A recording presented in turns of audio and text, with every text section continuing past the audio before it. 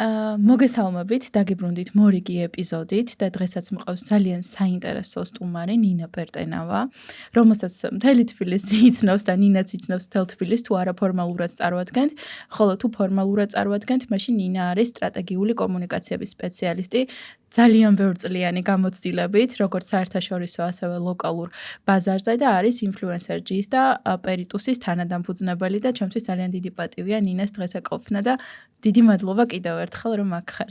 მადლობა მოწვევისთვის. ჩემთვის დიდი პატივია ამ პოდკასტში რომ ვარ დღეს სტუმრად.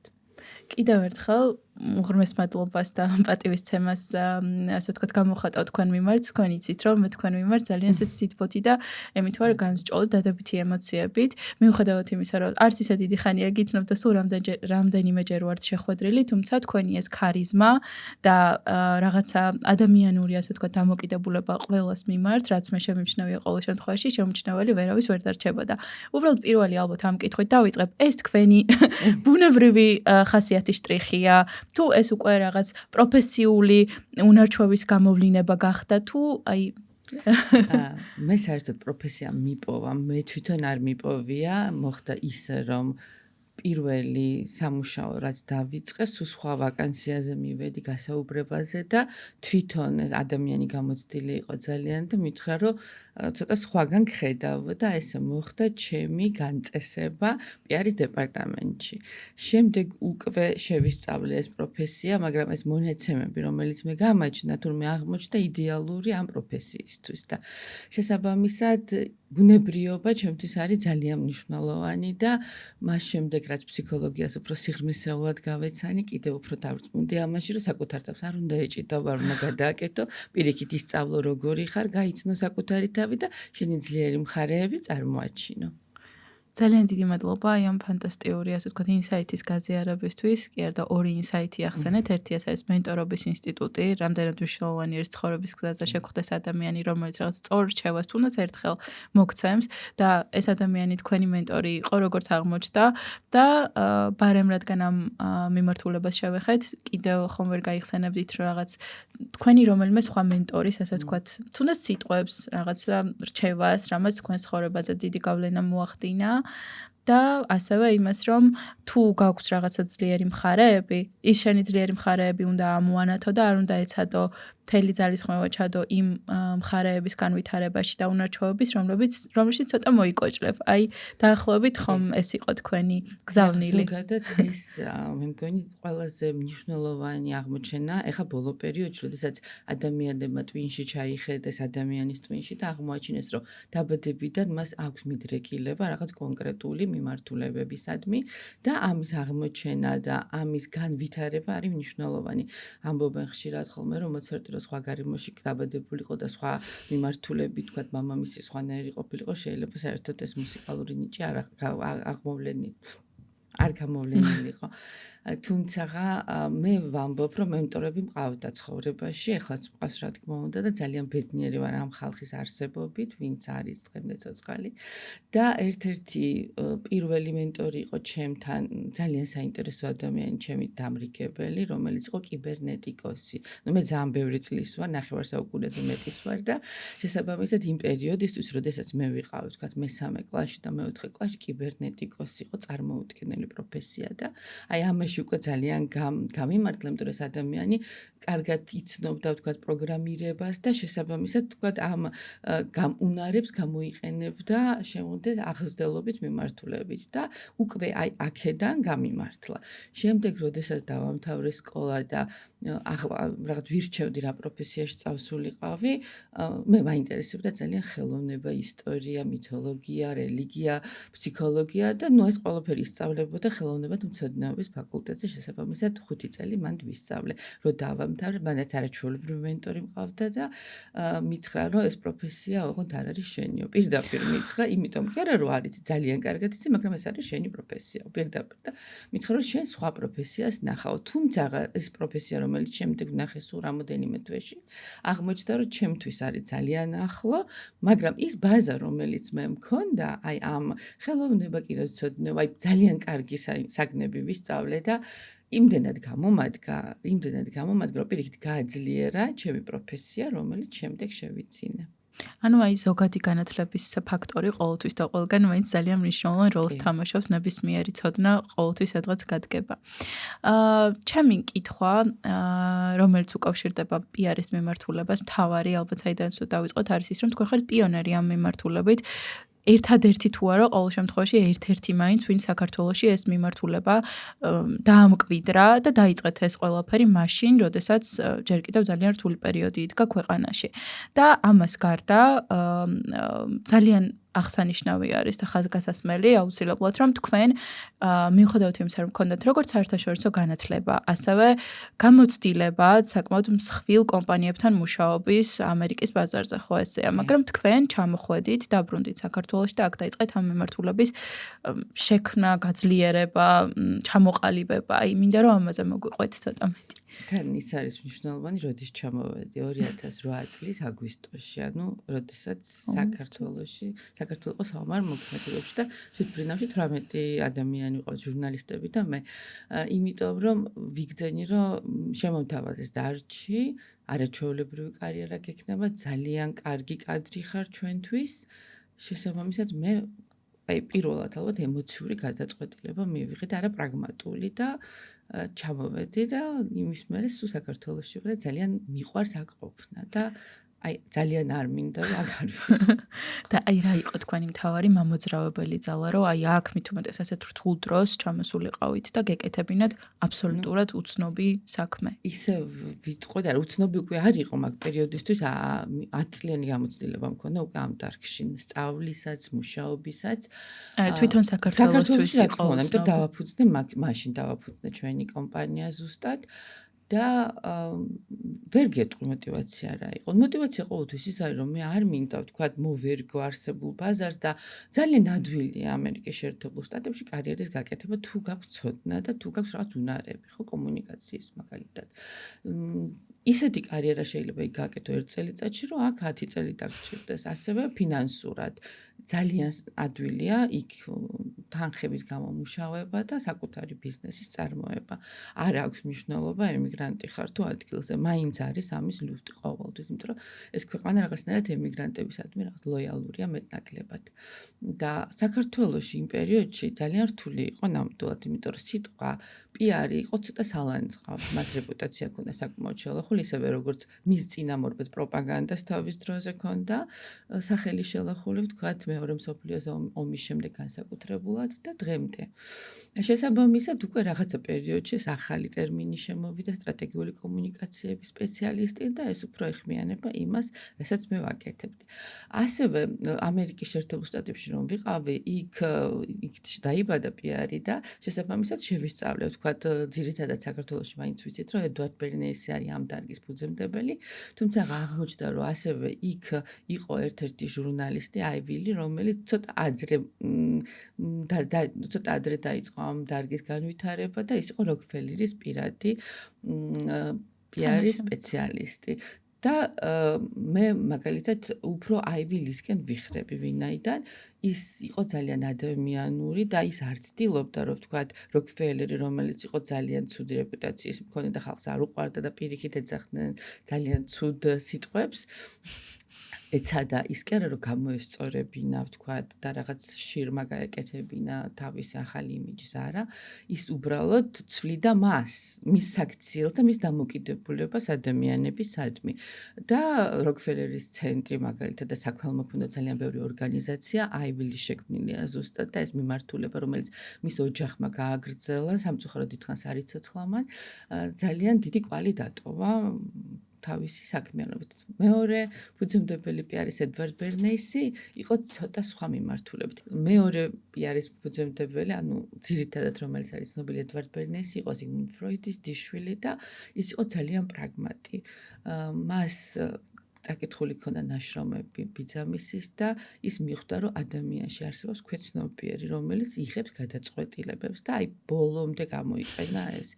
მართლა ისეთები გააკეთა, რომ დღესდღეობით ძალიან ბევრ რაღაცას ასევე ჩვენ ვაკეთებთ იმას, რაც შემოიღო ბერნესმა.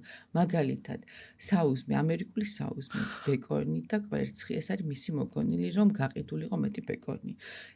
პარასკევს რომ უნდა ცოტა თავისუფლად ჩაიცვა სამსახურში და ფერადი ტანსაცმელი ჩაიცვა, იმიტომ რომ გარეცხილი იყო მეტი სარეცხი და ფერადი სარეცხის ფხვნილი გამოეყენებინათ. აი რა დარგსაც არ დავადებთ, ხოლმე ბიუთი იქნება ეს, ჩაცმა იქნება ეს, მოდა იქნება ეს თუ რაღაც უფრო ხილი, აი ყველგან აქვს თამბაქო რაც დავარი ნახევარ ამერიკას ქალებთ დაწყებინა მოწევა.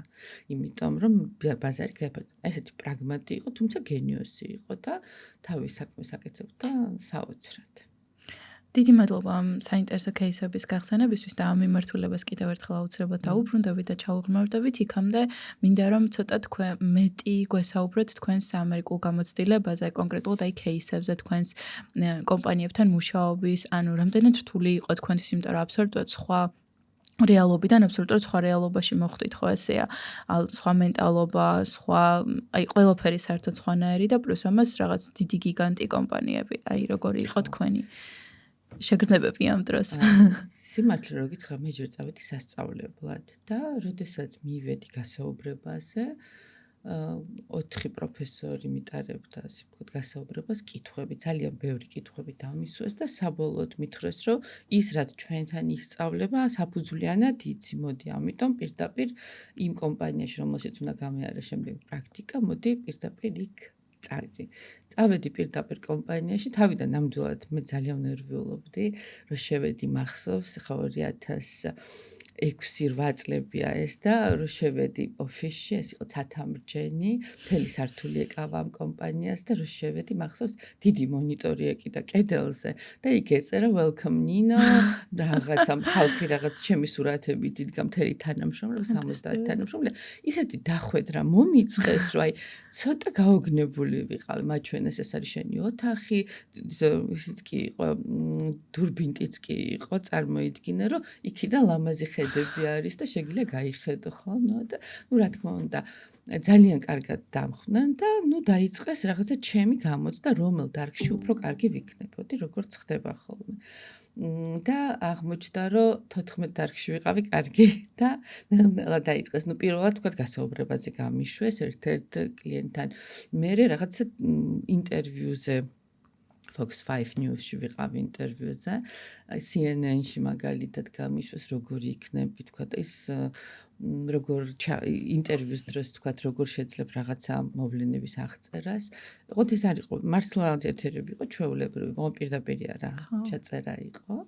და შემდეგ უკვე განმაწესეს ძალიან დიდ კომპანიაში, რომელიც იყო მრავალ მილიარდიანი და ერთ-ერთი უმსხვილესი მომარაგებელი მსოფლიოსი ზღვის პროდუქტებით და იქ უკვე კომუნიკაცია ხდებოდა მფლობელებთან კონკრეტულად და რაღაც მათ საჭიროებებზე იყო, ვთქვათ, მე წლის დაგეგმა იყო რაღაცა მოწყობა ივენთის, ანუ პრაქტიკულად ყველა იმ მიმართულებით, რომელშიც მე მქონდა რაღაც გამოცდილება ყველაფერში, აღმოჩნდა, რომ კარგი ვარ და ნუ ბოლოს მაინც დამტოვეს ყველაზე მსხვილ კლიენტებთან ურთიერთობაში, იმიტომ რომ რაღაც ძალიან პირველი სამსახური იყო. პირველი იყო და ყველაზე სასიამოვნო რაღაც მე შემხვდა, ასე ვიტყოდი, იმიტომ რომ ჩემი სამუშაო იყო ლანჩებზე და დინერებზე მათთან ერთად სიარული, ბოდიშით ვახშმებზე, მათთან ერთად სიარული, კლუბებში და აი არაფორმალური სიტუაციის შექმნა. ესეც სამსახური იყო იქ, იმიტომ რომ ნეტვორკინგი იქ ითვლებოდა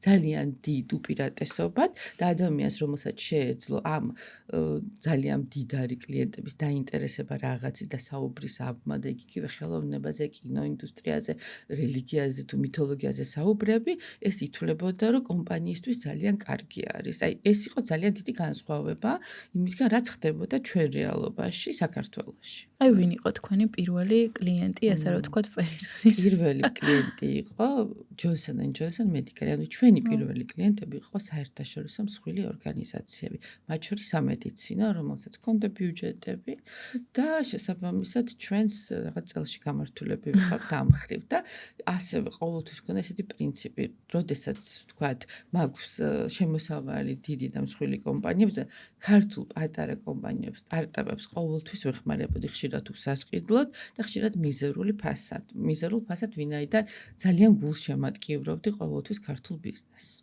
და მე მგონი მათი სახელითაც და ყველა სახელითაც მადლობა უნდა გადაგიხადოთ, იმიტომ რომ მე შეიძლება სტარტაპი არ მქვია, მაგრამ ეხლა თქვენი დროით, თქვენი რესურსების და თქვენი ასე ვთქვათ გამოცდილების გაზიარებით ეხლა მეც ძალიან მიწყობთ ხელს და კიდევ ერთხელ დიდი მადლობა. ასევე იცით რა მაინტერესებს? ძალიან მაგარია, როდესაც ასეთ თავიდანვე აი ასეთ ნაკადში შედიხარ და სწორ დროს სწორ ადგილას აღმოჩნდები, მაგრამ ქონიათ თუ არა ის მომენტი, რომ აი პასუხისმგებლობებიდან გამომდინარე, საქმის სირთულიდან გამომდინარე რაღაც შიშები ქონიათ, გადაწვა, არ იცოდით როგორ დაგეწყოთ ეს ამბავი, აი თუ თავიდანვე ყველაფერი ძალიან ისეთი შემართები დაიწყეთ, რომ მე ყველაფერი გამომივა და ძალიან მაგარი ვარ. იცი ცოტა ეს შიშის გზნობა სამწუხაროდ არ მაქვს, სამწუხაროდ, იმიტომ რომ ისეთ ამბებში ვეშვები ხოლმე, უფრო რთული აღმოჩნდება ხოლმე. და ხო, არ ვიცი, კარგია თუ ცდე, მაგრამ ეს შიშები არ მაქვს ხოლმე და იმ პერიოდში, რაც მე ამ დარგში ვარ და ალბათ ეს არის გეტყვი 28 წელი უკვე, ამ 28 წლის განმავლობაში, რა თქმა უნდა, მქონდა პროექტი, რომელიც არ გამოვიდა. ერთი პროექტი მახსოვს და აუთსორსი იყო ამ პროექტში კიდე რაც გასაკეთებელი, რომელიც იმ ორგოლმა არ გააკეთა და რა თქმა უნდა პასუხისმგებლობა ჩემი იყო. იმიტომ რომ ყველაფერი უნდა ძალიან სკრუპულოზურად შეარჩიო. და მახსოვს რა თქმა უნდა და ძალიან დიდი გაკვეთილი იყო ეს ჩემთვის. დანარჩენ შემთხვევაში ყველაფერს ძალიან კარგად გეგმავდით, ყოველთვის პროფესიონალები მყავდა გვერდში, ძალიან კარგი ადამიანები და ყველას მართლა მადლობა მინდა გადავხადო, რომ იყვნენ ჩემ ცხოვრებაში და არიან კიდევაც. ხომ ვერ გაიხსენებდით რომელიღაც ალბათ ბევრი გექნებათ თქვენი გამოცდილებიდან გამომდინარე, მაგრამ აი გამორჩეულ რაღაც რამდენიმე кейს, რომელმაც აი განსაკუთრებულად გასწავლათ რაღაცა, ან დიდი სიამოვნებით და სიამაყით იხსენებთ. აიცი, რო გადავხედე ჩვენს პორტფოლიოს, მართლა წარმოუდგენელი მეჩვენება, ეხლა ძველ ალბომებს რა თვალი, ამდენი პროექტი როგორ გაგვიკეთებია ხო. გამორჩეული პროექტი იყო მაგალითად ჩვენთვის, როდესაც მიგვიწვიეს ეგვიპტეში და მაშინ ტერაქტი მოხდა და ეს იყო თან ისეთი ტურისტული სეზონი და უბრალოდ პირველად ცხოვრებაში ვნახე, რომ აეროპორტში ჩავფრინდით, სადაც არც ერთი თვითმფრინავი არ იდგა, იმიტომ რომ თვითმფრინავი აფეთქეს და ხალხი არ იყო საერთოდ და კრიზისის მართვა იყო, სადაც ძალიან გვიყვარს კრიზისების მართვა. და ეს კრიზისის მართვა ისეთი, რომ სწორი რჩევები მისცეს სხვა ქვეყნის წარმომადგენლებს, საკმაოდ რთულია. თუმცა ხო ვფიქრობ, რომ ძალიან საინტერესო იყო და ცოტა ისეთი იყო საშიში პერიოდიც იყო და ეს რო ახლავს ხოლმე თან ეს ორი ფაქტორი ერთად ვფიქრობ, რომ ძალიან კარგად გავუმკლავდით და სწორი რჩევები მივეცეთ და ეს კრიზისის მართვა ჩემთვის არის ხოლმე ყველაზე საყვარელი მიმართულება, ვინაიდან მიყვარს რაღაც პრობლემების გადაჭრა და მით უმეტეს მიყვარს ხოლმე ვთქვათ კლიენტებისთვის პრობლემების გადაჭრა ყოველთვის. ხომ შეგეძლიათ რაღაც კონკრეტულად რამდენიმე თუნდაც არ ვიცი ნაბიჯი გაიხსენოთ, აი როგორ წარმართეთ ამ მომენტში კომუნიკაცია და როგორ გაბედეთ კი არა და არ ვიცი როგორ შეძელით რომ პანიკას არ მოეცვით ამ მომენტში და რაღაც პრაგმატული სწორი ნაბიჯები გადაგეთ. ალბათ მანდაც ის მომენტია, რომ შიშის აი მართლა რაღაც ზოგჯერ საჭიროა ხოლმე. ეხლა უფრო ფრთხილი გავხდეთ, შიში შეიძლება არ მაქვს, მაგრამ ფრთხილი გავხდი, იმიტომ რომ რაღაც ბევრი პასუხისმგებლობა მაქვს, შვილები, რაღაც მთელი მაგაზე რაღაცებზე უკვე ვეღარ დავთანხმდით ხელწერტილებში, ესე ადვილად უკვე აღარ ვთანხმდები წასასვლელად და მანამდე არც დავფიქრებულა, ვთქვათ იგივე ვთქვათ 2008-ში აგვისტოში რო უკან ბრუნდები და თან ფრენით, თან აი რაღაც 14 აგვისტო როა ჯერ, ცოტა ესეთი შიშის გზნობები არ მაქვს ხოლმე და გავიხსენებთ იმას საქართველოში ვთქვათ კრიზისულ кейსებს, სადაც ნამდვილად იყო ხოლმე რაღაც დაძაბული სიტუაცია, ვთქვათ დიდ საწარმოში და ელემენტარულად აი ეს სათითაო თანამშრომელთან გასაუბრებით, მის საჭიროების მოსმენით აღმოჩენილა, რომ ნამდვილი მიზეზი სულ სხვაგან იმალებოდა. შეიძლება იქ კვებაზე ქონდათ პრობლემა, რომ აი მე ეს არ მიყვარს და ეს მოაქვს და რაღაც ისეთი ელემენტარული პრობლემები აღმოვაჩინეთ, რომელიც ძალიან სწრაფად მოგვარდა და ძალიან კარგად წარიმართა სამომავლო. ყველა დეტალს რა თქმა უნდა ვერ მოვყვები, იმიტომ რომ ზოგადად არ მიყვარს ხოლმე შიდა სამზარეულოს გარეთ გატანა და აი ეს მომენტი არასდროს არ მოხდა. ზოგჯერ ამბობენ, რომ თქვენ პროფესიაში აუცილებელია, რომ საიდუმლოს კარგად ინახავთ და ეს იმდენად ჩემთვის ბუნებრივი მდგომარეობაა, რომ არ მიყვარს რაღაცნაირად, რომც არ გამაფრთხილო, ისედაც არ მიყვარს ხოლმე, არც პირადულ ლაპარაკის ხვის და არც კომპანიის შიდა სამზარეულოზე. მაშინ აი ამ თემას რომ შევეხოთ უფრო მეტად, ქართულ ბაზარს ამ ეტაპზე როგორ შეაფასებდით, რა დონეზე არის ქართული პიარი ახლა ამ ეტაპზე გულწრფელად ოღონდ და ჩემს ყველა სტუმარს პრაქტიკულად ვუსვამ ამ კითხვას თავიანთ მიმართულებების ფარგლებში და რატომ. თქვენ იცით რომ მე პრაქტიკულად საერთაშორისო კომპანიაში ვმუშაობ, მიწევს სხვადასხვა ადამიანებთან ურთიერთობა და უკვე არაერთხელ ხვდები მათგანაც, სხვებისგანაც რაღაც ესეთ დამოკიდებულებას, რომ ერთი საქართველოში ტრენდები მოდის გვიან და მეორე ქართულ პროფესიონალებს უყურებენ ხოლმე ცოტა ეჭვის თვალით. მაინტერესებს პიარში რა ხდება. მე პირიქით ვიტყოდი, პიარში ძალიან კარგები ვართ. თავს. იმიტომ რომ კრეატივი საქართველოში ბევრია, ნიჭიერი ადამიანი ძალიან ბევრია და მე მოვეფერები ჩემ ხალხს ძალიან, არ გავაკრიტიკებ, იმიტომ რომ კი მესმის მეც ხოლმე რომ არიან რაღაც უფრო ზანტები, ცოტა ზარმაცები და მე ვფიქრობ, რომ ეს არის ქვეყნის სპეციფიკა. აქ რო ჩამოდიან უცხოელები, ძალიან ხშირად ხდებიან ზუსტად ასეთები და ვამჩნევ ხოლმე, რომ აი ეს რაღაცა შემართება რო აქვს, ტემპი რო აქვს აღებული, ხო მეგაპოლისში რო ხარ, თქვა ნიუ-იორკში რო მუშაობ, ხო სულ სხვა ტემპი გაქვს აღებული, საქართველოში მაგ ტემპით ვერაფერს ვერ გახდები საერთოდ და თუ არ ისწავლი ცოტა ამ ცხოვრებით ტკბობას, ნელ-ნელა რაღაცების კეთებას, აქ ვერ მოერგები აქაურობას და ჩვენი გენი არის ძალიან ძველი. შესაბამისად ქართველები ცოტა დაღლილები ვართ და აუცილებლად გინდა დასვენება, კაი დროის ტარება, გემრიელად ყვება და აი ეს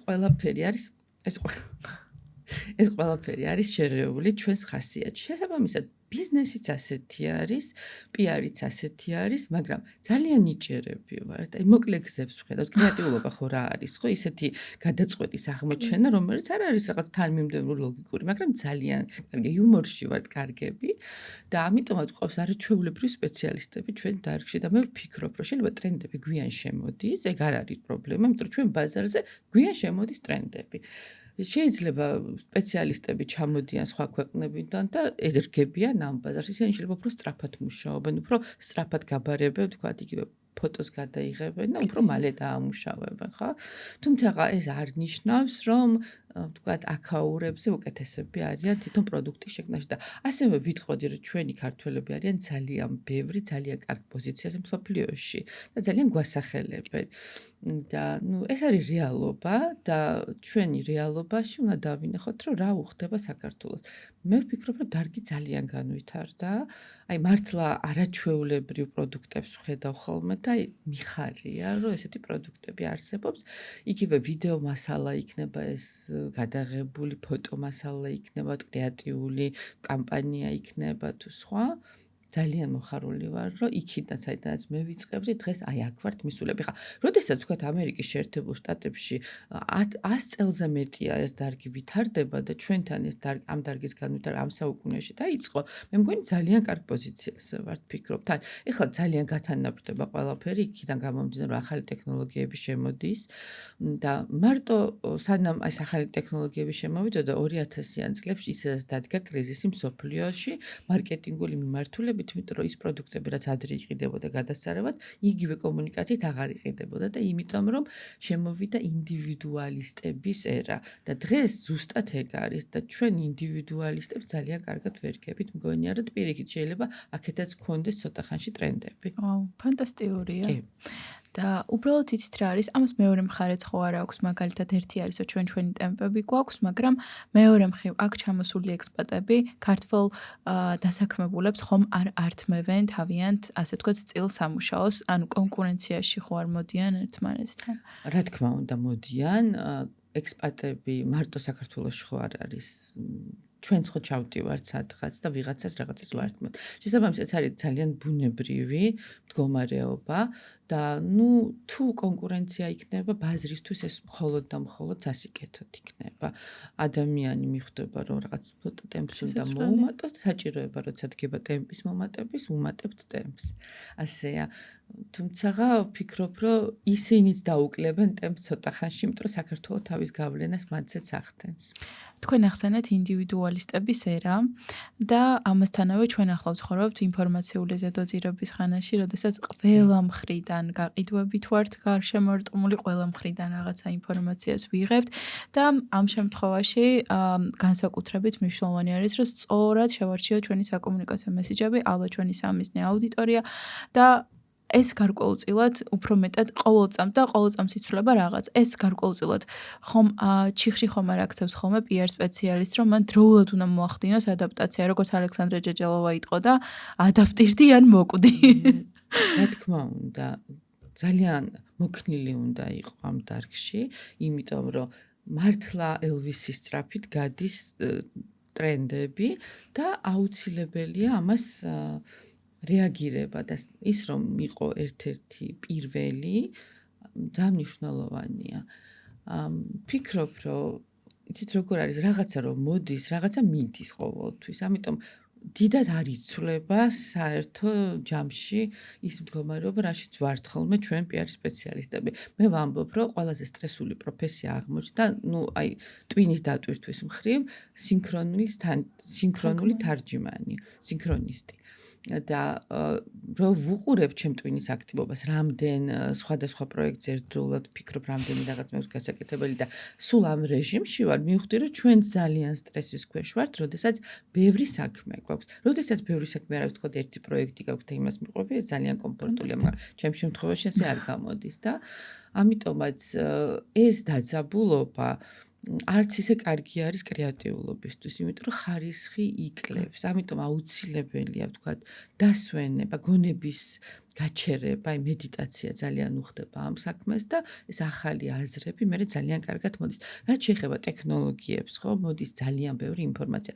პრინციპში დღესდღეობით, ვთქვათ, ბერნეისის დროს 1930-იან წლებში, როდესაც უკვე დიდი დეპრესია დაიწყო ამერიკის შეერთებულ შტატებში, ეს იყო იმის გამო, რომ ძალიან ბევრი პროდუქტი გაიყიდა და ძალიან ბევრი კრედიტი გაიცა და იმის უზრუნველყოფა არ ხდებოდა და გასკდა ეს და ჩამოიქცა მთელი ეკონომიკა. ეს ვერ გათვალა PR-მა სწორად და PR-ის ბრალი იყო სიმართლე რო გითხრათ ეს ყველაფერი. მაგრამ დღესდღეობით, როდესაც ამხელა საშინელი ნაკადი მოდის ინფორმაციის ყველა მხრიდან, ხო, ყველა მხრიდან მოდის ინფორმაცია, ავტობუსზეც გაკრულია, რაღაც ბილბორდზეც, ტელეფონიდან გესმის, ტელევიზორიდან გესმის, რადიოდან გესმის, ყველგან რაღაცას ხედავ, ზოგჯერ კედლებზე გაკრულია და ვერ გადაურჩები იმაზე, გზაზე დაიხედავ, იქაც რაღაც წერია, ცაზე აიხედავ, გადაფრინდება რაღაც წარწერით და ყველა ჩვენი ყურადღება გახდა ვალუტა. ანუ ყველა იხდის ფულს იმაში, რომ ჩვენი ყურადღება იყიდოს. შესაბამისად ჩვენ უკვე ვისწავლეთ ამის რაღაცნაირად დაიგნორება და სიბრმავე გვაქვს ინფორმაციის მიმართ და ამიტომაც ძალიან რთულია ნამდვილად მოახდინო ადამიანზე ზეგავლენა, მაგრამ ჩვენი ქცევა ძალიან ხშირად განპირობებულია ძალიან ბევრი მარკეტოლოგის, ძველი მარკეტოლოგების დაგეგმილი სხვადასხვა კამპანიების მაგაზია დამოკიდებული და ძალიან ბევრ გადაწყვეტილებასაც ვიღებთ. ზოგჯერ გონია, რომ ჩვენ ვიღებთ გადაწყვეტილებას, მაგრამ ზუსტად მაგას აკეთებენ მარკეტოლოგები, რომ უნდა მიიყვანო იქამდე ამ არჩევნამდე ისე, რომ თვითონ ადამიანი ვერ მიხვდეს, რომ ამ არჩევას აკეთებს და ერთის მხრივ ეს არის манипуляция. ზუსტად. მე რაც ძალიან არ მიყვარს და სულ ვცდილობ ხოლმე, რომ არასდროს არ ვთქვა და რაღაც ის სიტყვები მაგალითად იგივე, ვთქვათ, პოდკასტებში ხშირად ხდება, რომ გამოგვიწერეთ მაგალითად, ხო?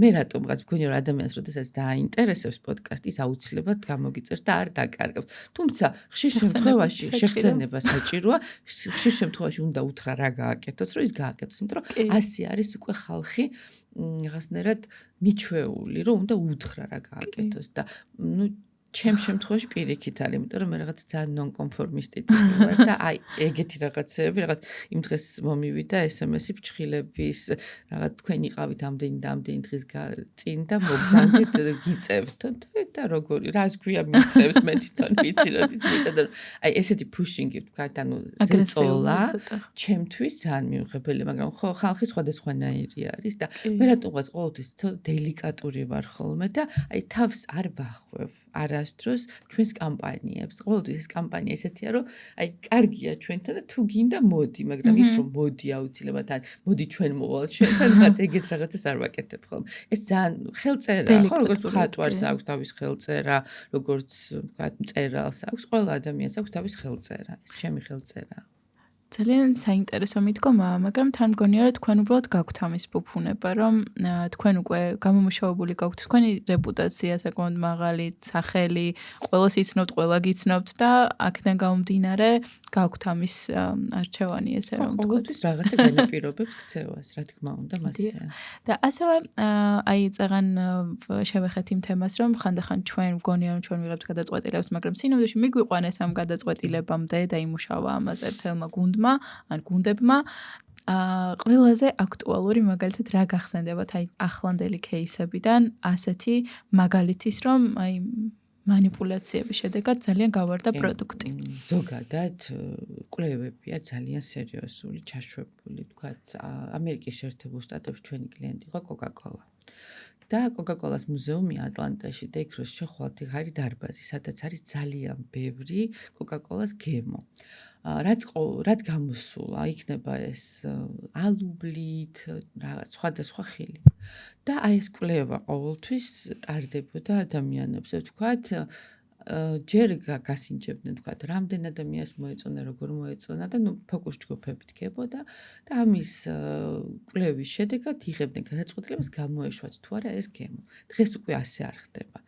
დღეს ადამიანის ტვინში ხედებიან პირდაპირ. ადამიანი კი არ წერს, რომ ეს მომეწონა ან არ მომეწონა. ამას ხედავენ, ადამიანს მოეწონა თუ არ მოეწონა და იცი რომ ხშირ შემთხვევაში ადამიანი რასაც ამბობს და რასაც ხედავენ, არ ერთვება ერთმანეთს. ანუ თურმე ადამიანი რასაც თვითონ გონია რომ მოწონს და შეიძლება გულწრფელად ამბობს, რომ მე ეს ფერი უფრო მომეწონა ან ეს გემო უფრო მომეწონა, სინამდვილეში ეს არ იყო სიმართლე.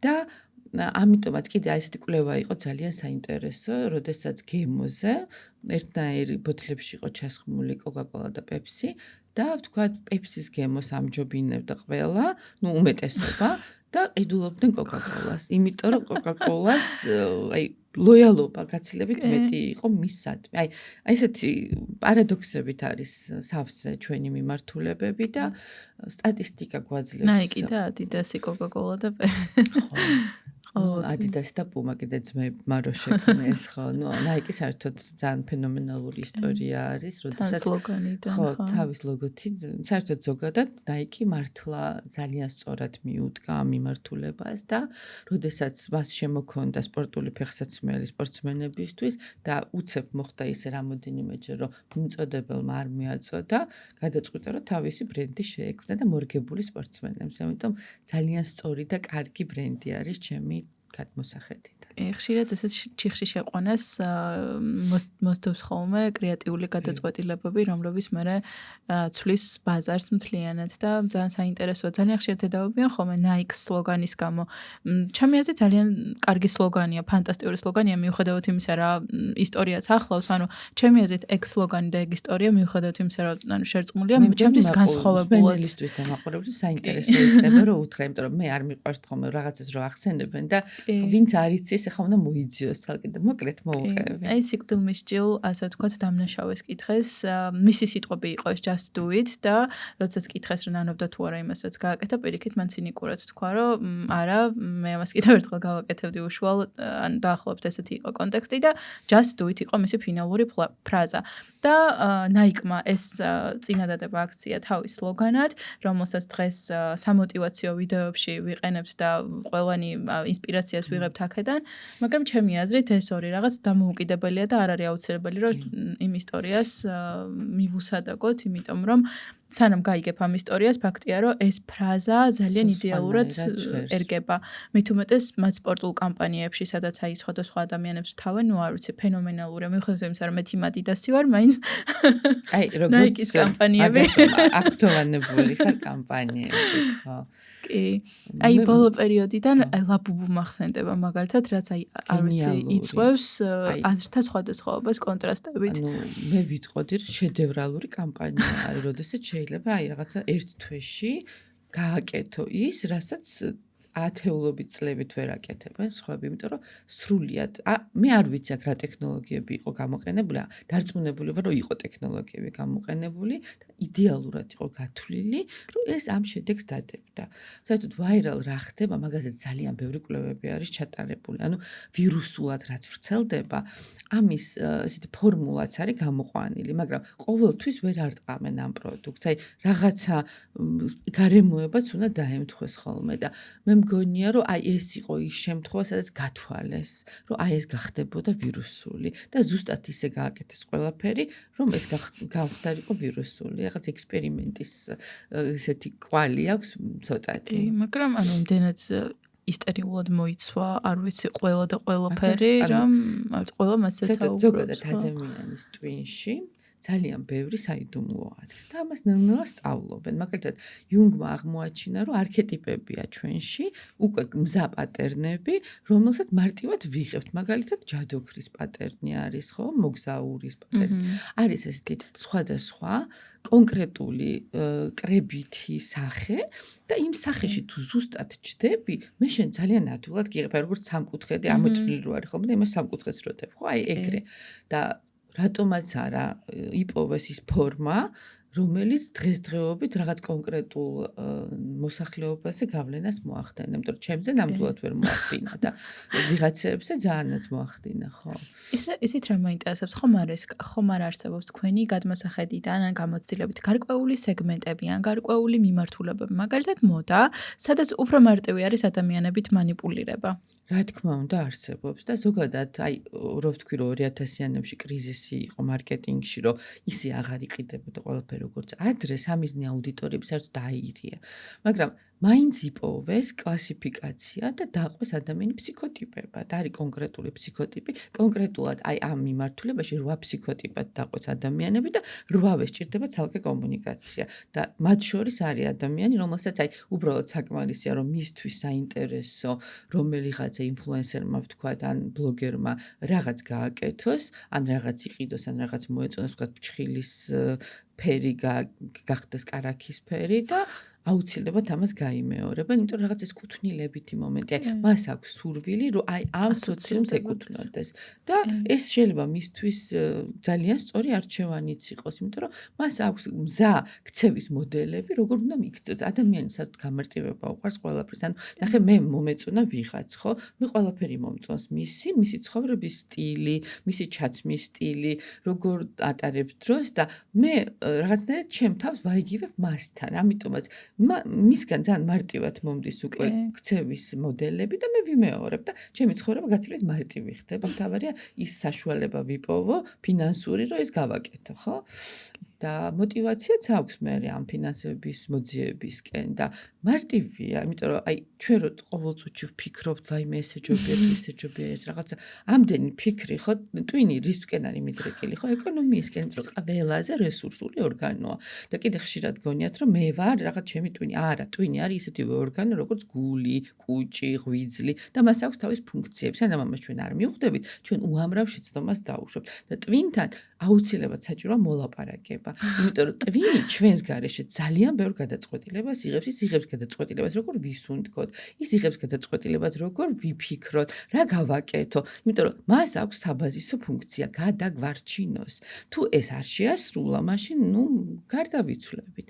და ამიტომაც პრიორიტეტი მას ყოველთვის ეს აქვს და ჩვენ რაღაცა იქ ვარდისფერი ბუშტი გვინდა, თუ ცისფერი ლატე, ამას არ უყურებს სერიოზულად, ის უყურებს იმას, რაც თვითონ უნდა.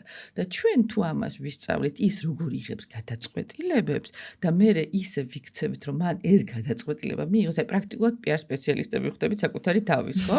რაღაცნაირად манипуლირებას ვსწავლობ ტვინით, იმიტომ რომ თავარი манипуляცია მართლა რაც უნდა გააკეთო ცხოვრებაში, ეს არის საკუთარ თავზე, რომ ის დაიმორჩილო და მართო. აი ეგ არის ყველაზე რთული და ეს არის თავარი, მე მგონი რაც უნდა ადამიანმა შეძლოს. კი, რაც ალბათ ყველაზე რთული, ალბათ კი არა ყველაზე რთული, რაც თქვენც ახსენეთ და თან, ანუ თქვენ ესე სიტყვა არ გახსენებიათ, მაგრამ ფაქიზად შეეხეთ პროკრასტინაციას, რომელიც ამასობაში შეიძლება არც ისე ნეგატიური რამ არის ჩვენ ცხოვრებაში, როგორც ჩვენ ამას რამდენად ტრაგიკულადაც ჩვენ ამას აღვიქვამთ. აი თქვენ საერთოდ არ არის ტრაგიკული, მე თუ მკითხავ, იმიტომ რომ სიტყვა არ არსებობს პრინციპში ეგეთი მოვლენა, ეგ არის мотиваციის ნაკლებობა. ანუ უბრალოდ ჩვენი ტვინი თვლის, რომ ეს რაღაცა, რაც შენ თვლი, რომ სწრაფად უნდა გააკეთო, მას საერთოდ არ სჭირდება.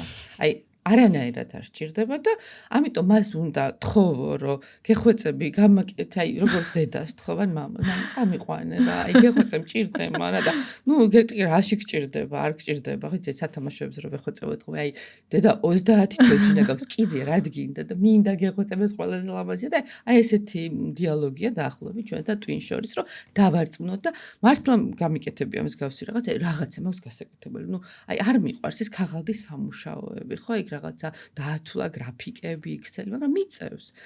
ხო და ნუ ჩემი ტვინი ბუნტდება ხოლმე, არ უნდა. თან მით უმეტეს ღამე ძილი უნდა. და ვეხვეწები ხოლმე, გთხოვ, ცოტა ხანი მოკონცენტრირდი კიდე და გამიკეთე და ესე რაღაცას ვაკეთებ ხოლმე. ძალიან საინტერესო ინსაიტი გამიზიარეთ, მეც ზუსტად ეგ ტკივილი მაქვს ხოლმე, იმიტომ რომ მე უფრო ჩემი არსით ვარ კომუნიკატორი და უფრო მსგავსი მიმართულებები მომწონს და აი როდესაც საქმე მიდის ანალიტიკურ ნაწილზე, აი ყველანაირად ჩემი გონება ფიქრობს, რომ აი ხა როგორ გავაკეთო, აბა სხვა ტასკი ხო არ მაქვს, რომ მოდი ჯერ ის გავაკეთო, მერე აქ. თან იმ სხვა ტასკებიდან ძალიან ადვილად იღებს დოპამინს და დოპამინი უყვარს ჩვენ ტვინს და ჩვენი ტვინი ხარჯავს მთელი ენერგიის, რასაც გამოიმუშავებს ჩვენი ორგანიზმი 25%-ს. როდესაც აქვს აზროვნების პროცესი ჩართული. როცა არ აქვს 10%-ს და რა თქმა უნდა, მას ყოველთვის ურჩევნია, რომ 10% ხარჯოს, ხო? ეხლა არავის არ უნდა 25% ხარჯოს, ხო? თუმცა ახალი ნეირონული კავშირები მყარდება გონებაში, უფრო რთული არის ჩვენი ორგანიზმისთვისაც და შესაბამისად ყველანაირად ვეწინააღმდეგებით, რომ არ ჩამოყალიბდე, მაგრამ როგორც კი ეს ახალი რაღაც კავშირი ჩნდება, მერე სხვა დროს უკვე გვემარტივდება და ჩვენთვის ესეც უკვე იმ ტასკების სიაში გადადის, რომელიც გვემარტივება. ნუ არის რა თქმა უნდა რაღაცები, რაც არასდროს არ მოგვეწონება, მაგრამ ნუ მაინც რაღაცნაირად როგორც ამ დიალოგში უნდა შევიდეთ. მარტო ის ვაკეთოთ, რაც გვსიამოვნებს და რაღაც ცოტა თუ არ ვისწავლეთ რაღაცის გადატანა და ნუ არ ვარ მომხრე დაძალების, მაგრამ დისციპლინა აუცილებლად უნდა იყოს და დისციპლინირებული ტვინი გაცილებით უკეთ მოდის მე რაღაც ახალ-ახალის გაკეთებაზე. თან მას შეიძლება ეს ეჩვენება, რომ რთულია და მაშინ უნდა დაუნაწევრო და აჩვენ, აი რთულია, არ არის რთული. ეს ახლა გაგიჭირდა, არა, ფოთ ვარჯიშზე მემართება ხოლმე ეგეთი რაღაცა, რომ ხო კარგია, ხო მოგწონს. ეს ჩემი თავის დიალოგები ძალიან სასაცილოა ხოლმე, მაგრამ ჩემი შვილი იყო 2 წლის პატარა ბიჭი, რომელიც მოვიდა და მეკითხა, "დე, ჩემში რა ლაპარაკობს ვინ არის?" კიდევ ერთხელ მადლობა საინტერესო ინსაიტების გაზიარებისთვის და ამ თემას დიდი სიამოვნებით ჩავუღრმავდებით თქვენ თუ მომცემთ თავისუფლებას. პირველ რიგში მეკითხოთ, როგორი არის თქვენი წარმოდგენით, თქვენი კრიტერიუმებით იდეალური PR სპეციალისტი, ან სტრატეგიული კომუნიკაციის სპეციალისტი, რა კრიტერიუმი, რა მინიმალურ საბაზისო კრიტერიუმებს უნდა აკმაყოფილებდეს, ან სრულად და შემდეგ რას უნდა აკეთებდეს? აი მაგალითად როგორია თქვენი დღე ერთი ნებისმიერი. ნუ ზედმეტი რა თქმა უნდა ინფორმაციის გაცემის მე ცოტა ვერიდები ხოლმე რაღაც კრიტერიუმებში რომ მოვაქციო, იმიტომ რომ ადამიანები ცოცხალი და მე მიყვარს ძალიან ადამიანები და იცი, ზოგჯერ რაღაცას ჩამოწე, რომ ესეთი უნდა იყოს, ესეთი უნდა იყოს და მე მაქვს ესეთი წაკითხული ანალიზი, ვთქვათ, იმ ნიჭიერი ადამიანების, ვთქვათ, იქ ბახის, ვთქვათ, მოცარტის და მათი აღწერილობა რომ წაგეკითხა, არასოდეს არ იფიქრებს, რომ ეს ადამიანი ნიჭიერი და გენიოსი იყო, იცი? ამიტომ ეს კრიტერიუმი შეიძლება ეს კრიტერიუმები ყველა ქონდეს ადამიანს, მაგრამ რაღაცა არ ქონდეს. ვთქვათ, ემპათია არ ქონდეს, სარკისებრი ნეირონები არ ქონდეს, მაგრამ სხვა დანარჩენი ქონდეს და ამის გამო ვერ გააკეთოს ეს სამუშაო კარგად. შეიძლება პირიქით ეს ქონდეს ემპათია, ძალიან კარგი ემოციური ინტელექტი ქონდეს, მაგრამ დისციპლინა არ ქონდეს და აი ერთი პატარა ფაქტორი იმდენად შეცვლის სიტუაციას, რომ ძალიან რთული იქნება ამ კრიტერიუმებზე საუბარი. თუმცა რა თქმა უნდა, ადამიანი კომუნიკაბელური უნდა იყოს. ხა მე ინტროვერტი ვარ, ძალიან ბევრს გქონია, რომ აი არ ხარ. ვარ, ძალიან გამოქვაბულის ადამიანი ვარ, უფანჯრო ოთახში მიყვარს ყოფნა და საერთოდ არავის არ დაველაპარაკები, რომ მქონდეს უფლება. აი ესეთი ვარ შინაგანად, მაგრამ იქიდან გამომდინარე, რომ ძალიან მიყვარს ადამიანები და კიდე ძალიან მიყვარს ჩემი პროფესია, სულ ხალხში ვარ და სულ მიწევს რაღაც დიდ სოციუმთან კომუნიკაცია. ხო, აი ხო ვერ წარმოიდგენ, ახლა შეიძლება ჩემ კრიტერიუმში არავინ არ თქოს, რომ ინტროვერტი უნდა იყოს, მაგრამ ნუ აი მაგიტომ ვიძახი რა, ადამიანია, პერსონაა და პერსონა ერგება აი ამ უხდება. ეს ესეთ ფორმულას ვერ იტყვი, მაგრამ ნუ რაღაცა უნარები არის, რა თქმა უნდა, კაი კომბინაცია გამოდის ხოლმე რა. აი ემოციური ინტელექტი რადგან ახსენეთ, რამდენად მნიშვნელოვანია, ალბათ ყველა პროფესიაში მნიშვნელოვანია პროფესიაში, მაგრამ PR სპეციალისტის სამუშაოში, რამდენ ქულას დაუწერდით? პირველად ეს ტერმინი გავიგე ზუსტად, როდესაც მუშაობდი ამერიკაში და იქ თქვეს ჩემზე, რომ ახალი ემოციური ინტელექტი აქვს. ფიქრობ ჩემთვის ამაქვს მაღალი. რაღაც მე ვიპოვე წიგნი იყო ახალი გამოსული, 95 წელს იყო ეს წიგნი გამოსული და წავიკითხე, იმიტომ რომ მაინტერესებდა რა მაქვს. ხო და მე მივხვდი რომ ძალიან კარგი რამეა ეს ემოციური ინტელექტი პრაქტიკულად არის აი ეს ფილოსოფიური ქვა, რომელსაც მთელი პერიოდი ეძებენ, რომ აი ზუსტად ის მართე საკუთარი თავი. იმიტომ რომ შენ როდესაც გაქვს მაღალი ემოციური ინტელექტი, შენ ძალიან კარგად ფლობ საკუთარ თავს. მე ვერ ვიტყვი რომ ყველაფერში ვფლობ საკუთარ თავს, რა თქმა უნდა, რთულია ყველაფერში იყო, ძალიან მაგარი ხო რაღაცეებში ვერ მოვიკოჭლებ. თუმცა იმაზე რომ ფოკუსირდე აუცილებლად ეგეც გამომივა. აი დრო არის მთავარი და мотиваცია იმ მიმართულებით დახარჯო. და ამ დარგში ძალიან მნიშვნელოვანია. ბევრ დარგშია მართლა მნიშვნელოვანი, მაგრამ ყველაში ნამდვილად არ არის.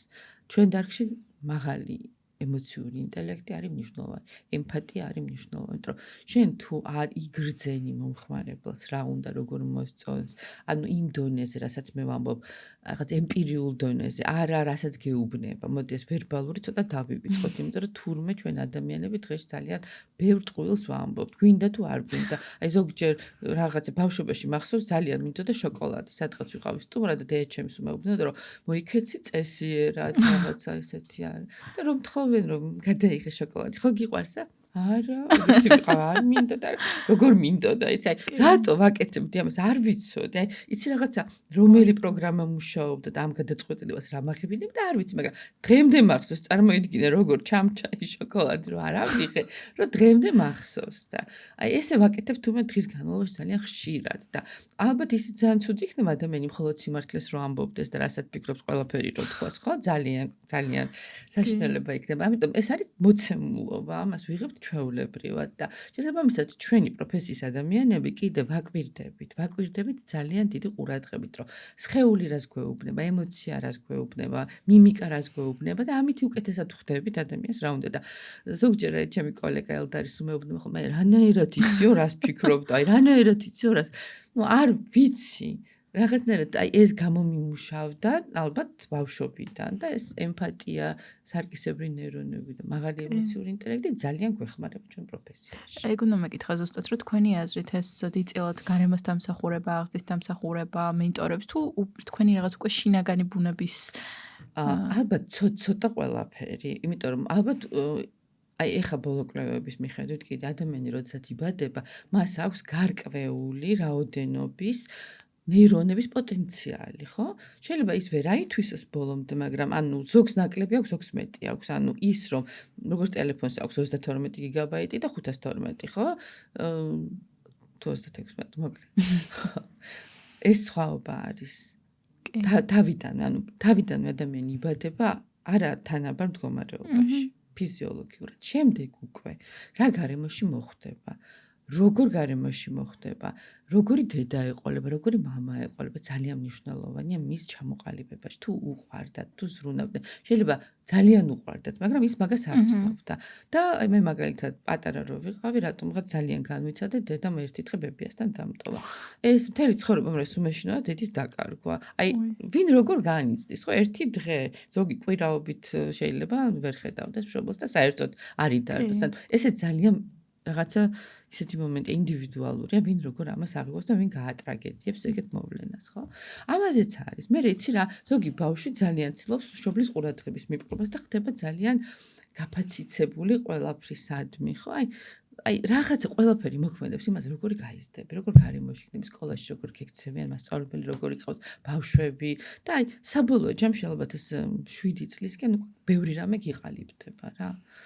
და მე უკვე ამაზე აშენებ და რამდენი ნაგავი მოგვაქვს იქიდან კიდე წარმოიდგინე და არასწორი რაღაცა აი ეს რასაც ვასრულებ დღემდე ის კამფეტი არ ავიღე და აი ჩამრჩა რა და დღეს ისეთ ერაში ვცხოვრობთ, სადაც ბავშვი გახდა ძალიან ცენტრისკენული, ანუ ყველა მთელი ფსიქოლოგია ახლა ბავშვობის ტრავმების გარშემო ტრიალებს და მით უმეტეს ადრე, ახლა გასაგებია ცნობიერება გაიზარდა ამ მიმართულებით და ალბათ არავინ არ ვარსებობთ ტრავმების გარეშე, ახლა ყველას რაღაც გვაქვს.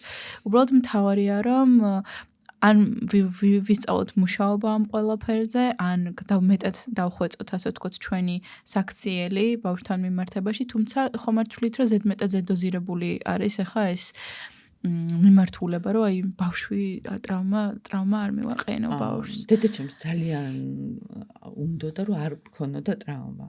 აი შიშის მომენტი, ეს სულ მაგას ამბობ და არასოდეს არ შემიშინები ხარ, იმიტომ რომ ძალიან არ მინდოდა თვითონ სულ შიშები აქვს და ძალიან არ მინდოდა, რომ შენ შეშინებული ყოფილი. მაგაში ნამდვილად მიაღწია თავის შედეგს, თუმცა ხო ხედავ სხვა რაღაცის შემიშინდა, რომ დედა არ მომაკითხავთ სკოლაში. აი რანაირად ორი ნაბიჯა სკოლაჩან და ფანჯრიდან. ნუ აი რაღაც ბავშვებს აქვს თავისი სამყარო და რაღაცას იპოვის ის რომ აი დაისტრესოს. ყოველთვის ვიღაცა შექმნის იმ სიტუაციას რომ დაისტრესები. სტრესულ გარემოში იზრდები, მე უფრო ადაპტირებული ხარ, არასტრესულში მე ისტრესები, ხო?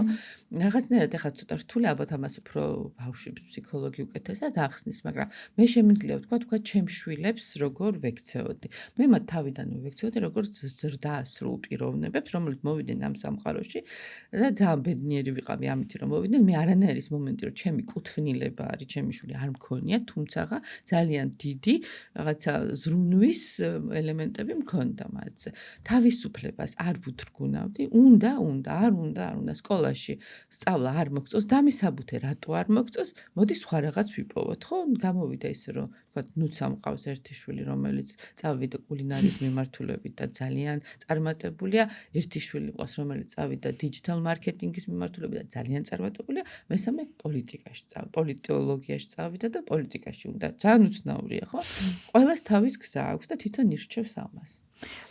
ჩემს კითხვას პრაქტიკულად წინასწარ გაიცით, პასუხი ზუსტად ეგ მინდოდა მეკითხა თქვენ შვილებთან მიმართებით დაუშვათ როგორ აღზრდის მეთოდებს ან რა ფორმულები გაქვთ მათთან კომუნიკაციის და რადგან ნუცა ახსენეთ, ალბათ თუ ვინმე მარიცის, განმომარტოთ რომ ნუცა სურგულაძის დედა არის ნინო პერტენავა და ვფიქრობ რომ ჩემ თეორია უბრალოდ ერთ-ერთი რომ თქვენი მხრიდან ლომის წილი არის იმაში რომ ნუცა დღეს არის ისეთი როგორც არის, რა თქმა უნდა მისი შრომის მოყვარეობა, მისი мотиваცია უნარები, ეს ძალიან დიდი, ასე ვთქვათ, პატივისცემის საგანია. უბრალოდ მიმართულებების ნაწილში თავიდან ხშირად ჩნდებოდით მათთან ვიდეოებში, მე მახსოვს, თუნდაც TikTok-ზე თქვენ პირველი მხარდამჭერი იყავით, მე მგონი ყველაზე დიდი ფანი მისი. აი ამ ნაწილზეც რომ მოგვიყვეთ. ეს სტრატეგიულად მიუდექით თუ როგორ ჩვილს? მე ერთადერთი რაც ზუსტად ვიცოდი, ბავშვებს ჭირდებათ უპირობო სიყვარული. აი უპირობო სიყვარული ნიშნავს, რომ აი კონკრეტულად თქვა შენ ამას გააკეთებ და კარგი ბიჭი იქნები და მეყვარები კი არა, როგორიც არ უნდა იყო მეყვარები.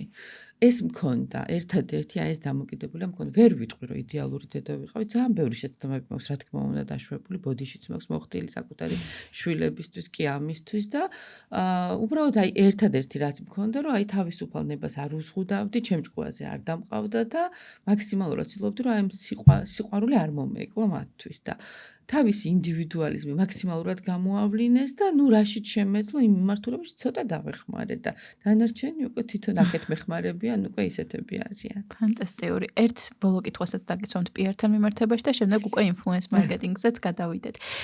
მე პირადად, როდესაც ვაბარებდი მაგისტრატურაზე, ვარჩევდი რამდენიმე მიმართულებას შორის. ერთ-ერთი იყო PR-ი. მაგრამ წინასწარ გამოკითხვებს ვატარებდი ვინ, რომელი უნივერსიტეტი იყო კმაყოფილი, ესაგანი მოწონდა თუ არა ეს მიმართულება, ანუ როგორ აღიქვამდნენ და ასე შემდეგ და მახსოვს ერთ-ერთმა ჩემმა ნაცნობმა ცოტათი დამცინა, რომ PR-ს რა სწავლა უნდა. ძალიან გთხოვ, ანუ მან ივენთის ორგანიზებას რა ხარ ასჭირდება, უბრალოდ უნდა ყავდეს კონტაქტები მაგის გამო, რომ 2 წელი არ ისწავლო, ან 3 წელი. და ნუ მახსოვს რომ მაშინ ძალიან ბევრი ვიფიქრე, მაგრამ საბოლოოდ ჩავაბარე ბიზნესის ადმინისტრირებაზე. კარგი გადაწყვეტილება იყო, ამან თვალსაჩინო გამიფართოვა და კარგია, მაგრამ მეორე მაგისტრატურას ან დოქტორანტურას მაინც PR-ის მიმართულებით ვაპირებ, ვფიქრობ. და აი თქვენ როგორ განმარტავთ, რამდენად არასწორი შეხედულება და კლიშე შეხედულება ახლა მე რომელიც გავეჟღერე და როგორ განმარტავთ რეალურად რა არის PR-ი? მართლა მხოლოდ ივენთები და კონტაქტების ბაზაა? რა თქმა უნდა, არა. PR-ი არის პირველ რიგში კომუნიკაცია, ხო?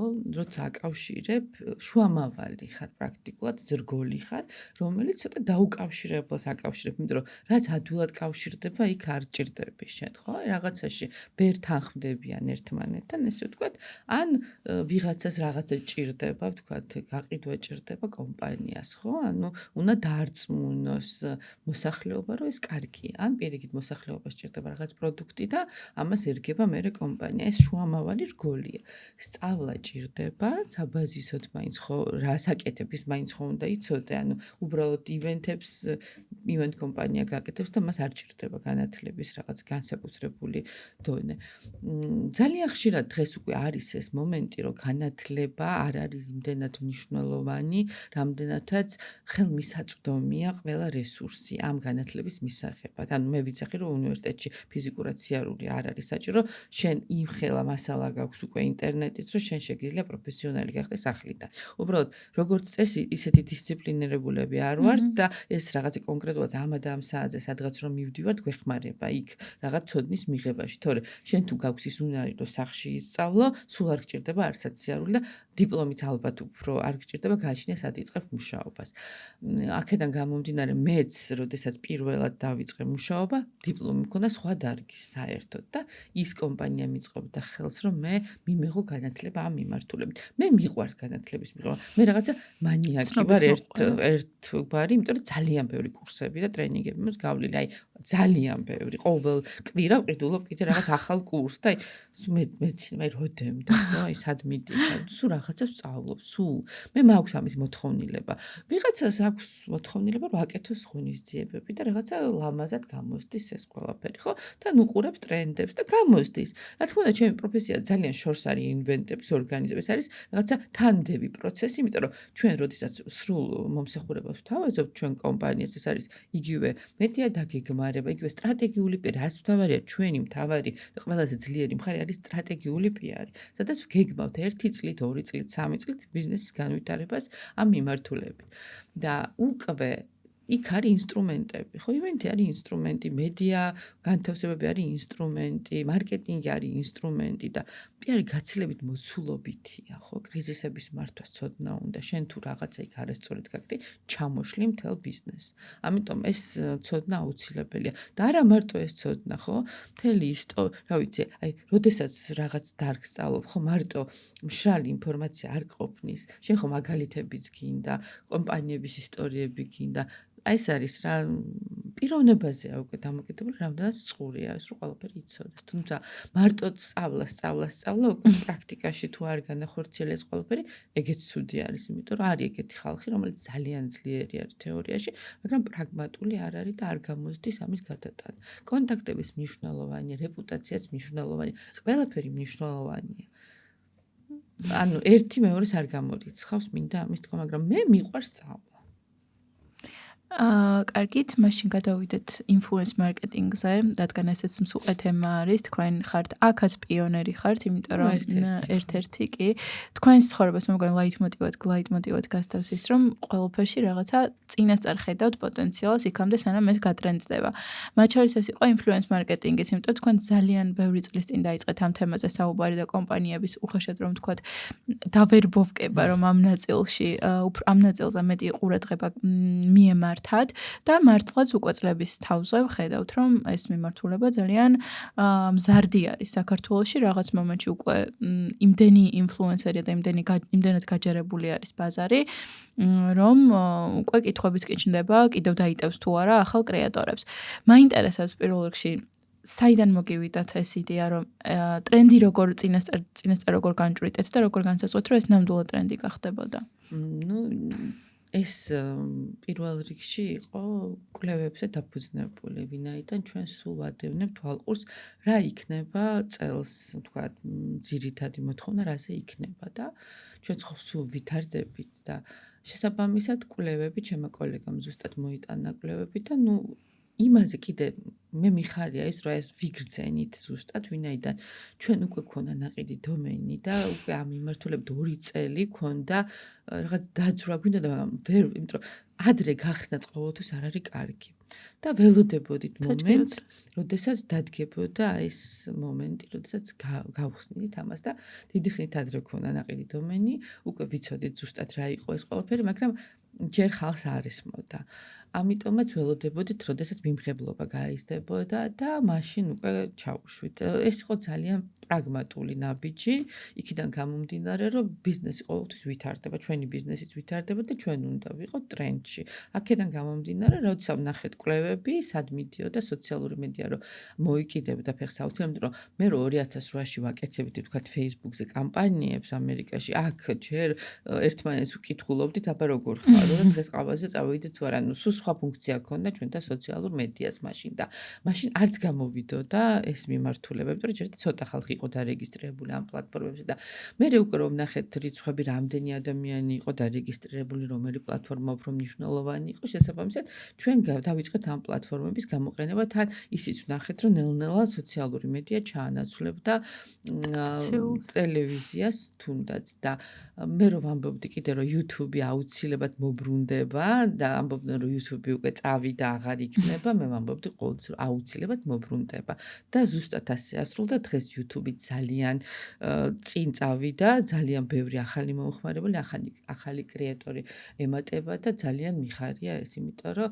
ხალხი უფრო კარგად ისმენს სწორ ინფორმაციას, ასე ვთქვათ რა, პროპაგანდისგან დაცვას. თუმცა რა თქმა უნდა ძალიან ბევრი არხია უკვე პროპაგანდისტული YouTube-ზე, მაგრამ YouTube რაღაცნაირად ძალიან ცდილობს, რომ ეს არ დაუშვას, სადაც ხედავს რაღაც უხეშ პროპაგანდას. რადგან ინფლუენს მარკეტინგს ვეხებით და კრეატორებს თქვენ ძალიან ფართო შეხება გაქვთ ამ ადამიანებთან, ხო სწორია თქვენ სხვა ივენთებს აორგანიზებთ და ასე შემდეგ. რასაც ვუყურებთ, წეღანაც ვთქვით, რომ ბაზარი საკმაოდ გაჯერებულია. ფასებმაც აიწია კოლაბორაციის, თუ მაგალითად პირობითად ვიძახი ადრე ღირდა 200 ლარი რაღაცა კონკრეტული მომსახურება, ახლა ღირს 1200 ლარი და ასე შემდეგ. მაგრამ რეალურად არიან თუ არა ინფლუენსერების შედეგების დამტები, ასე რომ ვთქვათ, რა მეტრიკებით იზომება მათი ეფექტურობა და რეალურად მოგვთორა სარგებელი კომპანიებისთვის. ჩვენ ყოველთვის ვცდილობთ გავზომოთ შედეგი პირველ რიგში, იმიტომ რომ ჩვენ თვითონ გვაინტერესებს როგორ ვიმუშავეთ. და ვიტყოდი, რომ ძალიან კარგად მუშაობს ინფლუენსერ მარკეტინგი, ოღონდ სწორად დაგეგმილი, სწორად გაკეთებული და ეგ ძალიან მნიშვნელოვანი, იმიტომ რომ როგორ კეთდება კონტენტი, ამას აქვს ძალიან დიდი მნიშვნელობა.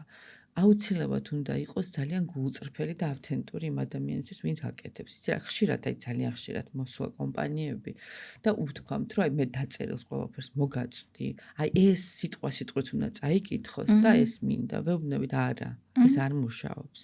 თუ მაინც და მაინც ესე უნდათ, ვეუბნებით პირდაპირ დაუკავშირდით და თქვენ გააკეთებინეთ. მე ამას ვერ მოვკიდებ ხალხს, იმიტომ რომ მე ვიცი, რომ ეს შედეგს არ მოიტანს. და ამას ძალიან ბევრი ამას აკეთებს ბევრი საერთაშორისო დიდი კომპანია და ნამდვილად გულსატკენია, იმიტომ რომ არ მუშაობს და ძალიან დიდ თანხებს ხარჯავენ თან ასევე ბაზარსაც აფუჭებს ეს ყველაფერი, ვინაიდან ინფლუენსერი, რომელიც კრეატორი უნდა იყოს და რაღაც ყოველთვის ყველა კონტენტზე უნდა იზრუნოს, იმუშაოს ამაზე, რაღაცნაირად საკუთარ თავზე გადაბიჯება უწევს, იმიტომ რომ კარგი ბიუჯეტია და მას ჭირდება ეს თანხა, იმიტომ რომ ძალიან შრომა ტევადია ეს პროფესია, შეიძლება შორიდან არ ჩანს, მაგრამ საკმაოდ შრომა ტევადია, დიდ რესურსს მოითხოვს, როგორც ფინანსურს, ასევე ემოციურს და დროის რესურსს. მე კიდევ პროფესიონალების ჩართვას ხო და აქედან გამომდინარე, არ მიყვარს მსგავსი საქმის კეთება.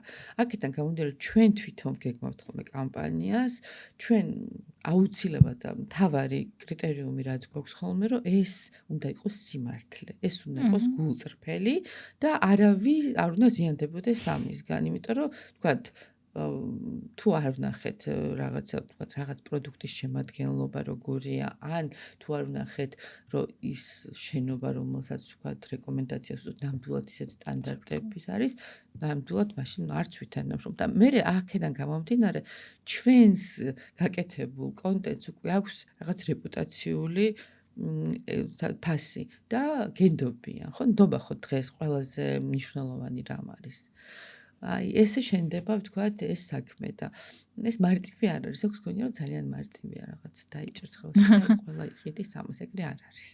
ნამდვილად გეთანხმებით და ანუ თქვენ ბრიფებს არ აძლევთ, უბრალოდ საკომუნიკაციო მესიჯს ეუბნებით მთავარს, რომ ეს არის მთავარი იდეა, რის გარშემოც იქმნება კონტენტი და მერე თვითონ კრეატორი ქმნის მის გარშემო თავისი ჩვენ შეიძლება ვქმნიდეთ მასთან ერთად, ანუ ჩვენ გადამღები ჯგუფიც გვყავს ხოლმე, სცენარსაც ვწერთ და აი ყველა პუნქტში შეიძლება ჩავერიოთ თუ საჭირო იქნება. ზოგი იმდენად ნიჭიერია, რომ არ ჭირდება მსგავსი ჩარევა.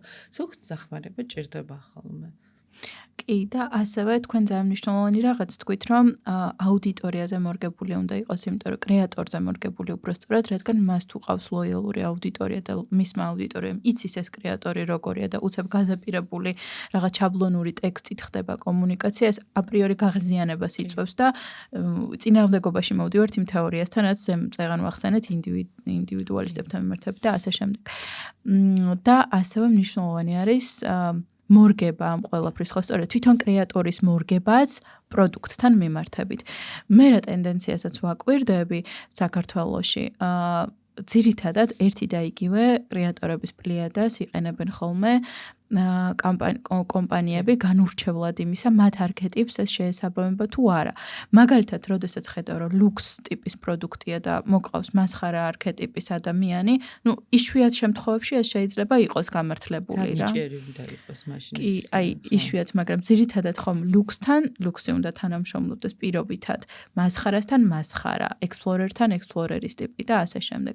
თქვენ როგორ აფასებთ ამ ყოფას, რატო ხდება ეს? იმიტომ რომ ცოტა გვყავს კრეატორები თუ აი რატომ მარტო გამომწერების რაოდენობა ხო არ არის მაჩვენებელი, მან მთავარია დინამიკაში როგორ მუშაობს ეს ყველაფერი. პირიქით, მე ხშირ შემთხვევაში მიყვარს ნაკლებად ბევრი გამომწერი რო ყავთ იმ ადამიანებთან, მიკროებთან ურთიერთობა, ძალიან ისეთი ახალი თაობა მოდის, საკმაოდ პროფესიონალები არიან და ძალიან კარგად აკეთებენ თავის საქმეს და ზუსტად ეს მომწონს ხოლმე ყველაზე მეტად, რომ ისინი ამბობენ, არა მე ამას არ გავაკეთებ, იმიტომ რომ მე პატივს ვცემ ჩემ გამომწერებს და აი აქედან იწყება ზუსტად პატივისცემა გამომწერებისადმი.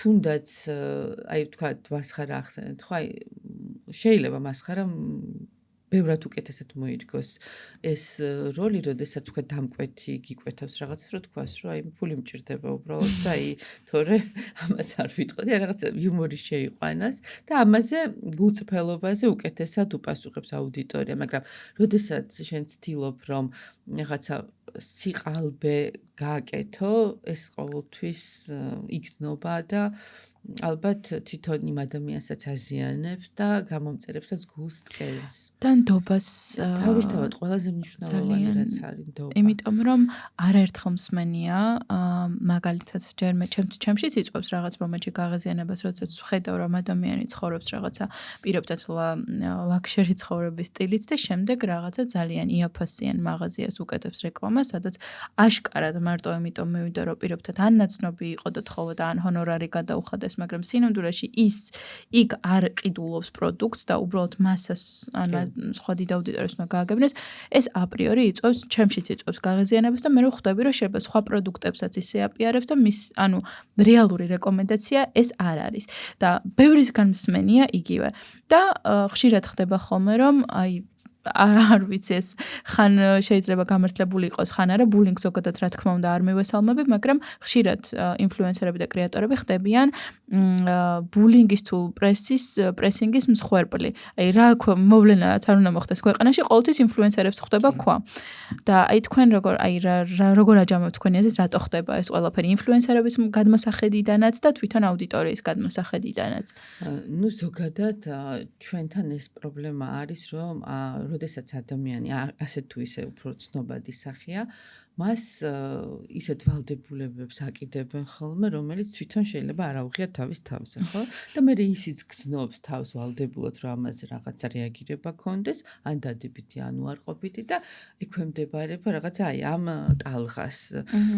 არ ვიცი ეს რამდენად გულწრფელია ხოლმე, ხო? აი არის მთავარი, ხო? შენ, როდესაც აიძულებ ცნობილ ადამიანს გააკეთოს ის, რაც შენ გინდა, ეს კარგია რომ გესმის იმ ადამიანებმა თუ ეს უწრფელი არ არის და ის თამაშობს ეს ცუდია ხო შესაბამისად ცოტა რთული თემა არის ეს და ამ თემაზე მე მგონი შეიძლება საერთოდ ცალკე გამოშვება გაკეთდეს აი ეს ზეწოლები ბულინგი ფუშინგი ძალიან საინტერესო მიმართულება და ამაზე მართლა ფსიქოლოგით შეგვიძლია მესამე მოვიწვიოთ და ძალიან საინტერესო გავარჩიოთ ზოგადად ჰეიტერები რატომ ჩდებიან და რა მოვლენა არის და ის რომ რაღაცა ჯგუფივით ხდება ხო ადამიანები ორად იყოფიან რომელიც იცავენ და რომელიც პირიქით თხოვენ პასუხს ხო რა თქმა უნდა ადამიანს რომელიც რაღაც ესეთი სახე ხდება რაღაცა კონკრეტული ბრენდის ან თუნდაც უბრალოდ კონტენტ კრეატორია მას აქვს გარკვეული პასუხისმგებლობები რომ ის გადის უფრო დიდ აუდიტორიაზე და დიდ აუდიტორიას ესმის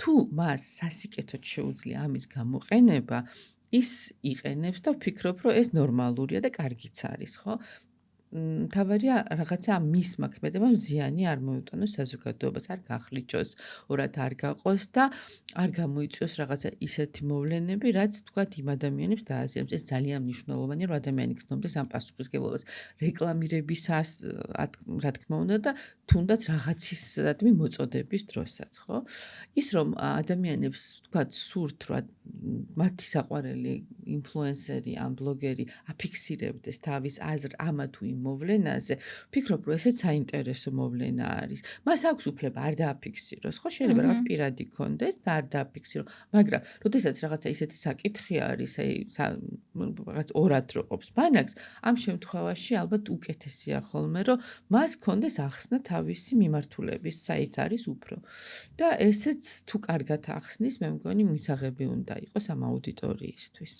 აი მე პირადად როდესაც ვფიქრობდი ამ თემაზე, ჩემთვის დაახლოებით ერთ-ერთი მიზეზი ესეთი დასკვნა გამოვიტანე, რომ ადამიანები იმიტომ სთხოვენ პასუხს პირობითად იმ კრეატორებს და ინფლუენსერებს, რომ აქვთ იმის განცდა თუ ილუზია თუ რეალური განცდა ეს არ ვიცი, რომ მის წარმატებაში მათ მიუძღვით გარკვეული წვლილი, იმით რომ მათ დააჭირეს გამოწერის ღილაკს, დაულაიქეს კომენტარი, დაუწერეს და engagement-ი აუწიეს, ანუ ამით ისინი თითქოს თავიანთ რაღაც ძალაუფლებას გრძნობენ იმ ინფლუენსერთან მიმართებაში, რომ აი მე შენ მოგეციეს ძალაუფლება და მოდი ახლა ისე გამოიყენე ეს ძალაუფლება, როგორც მე მინდა.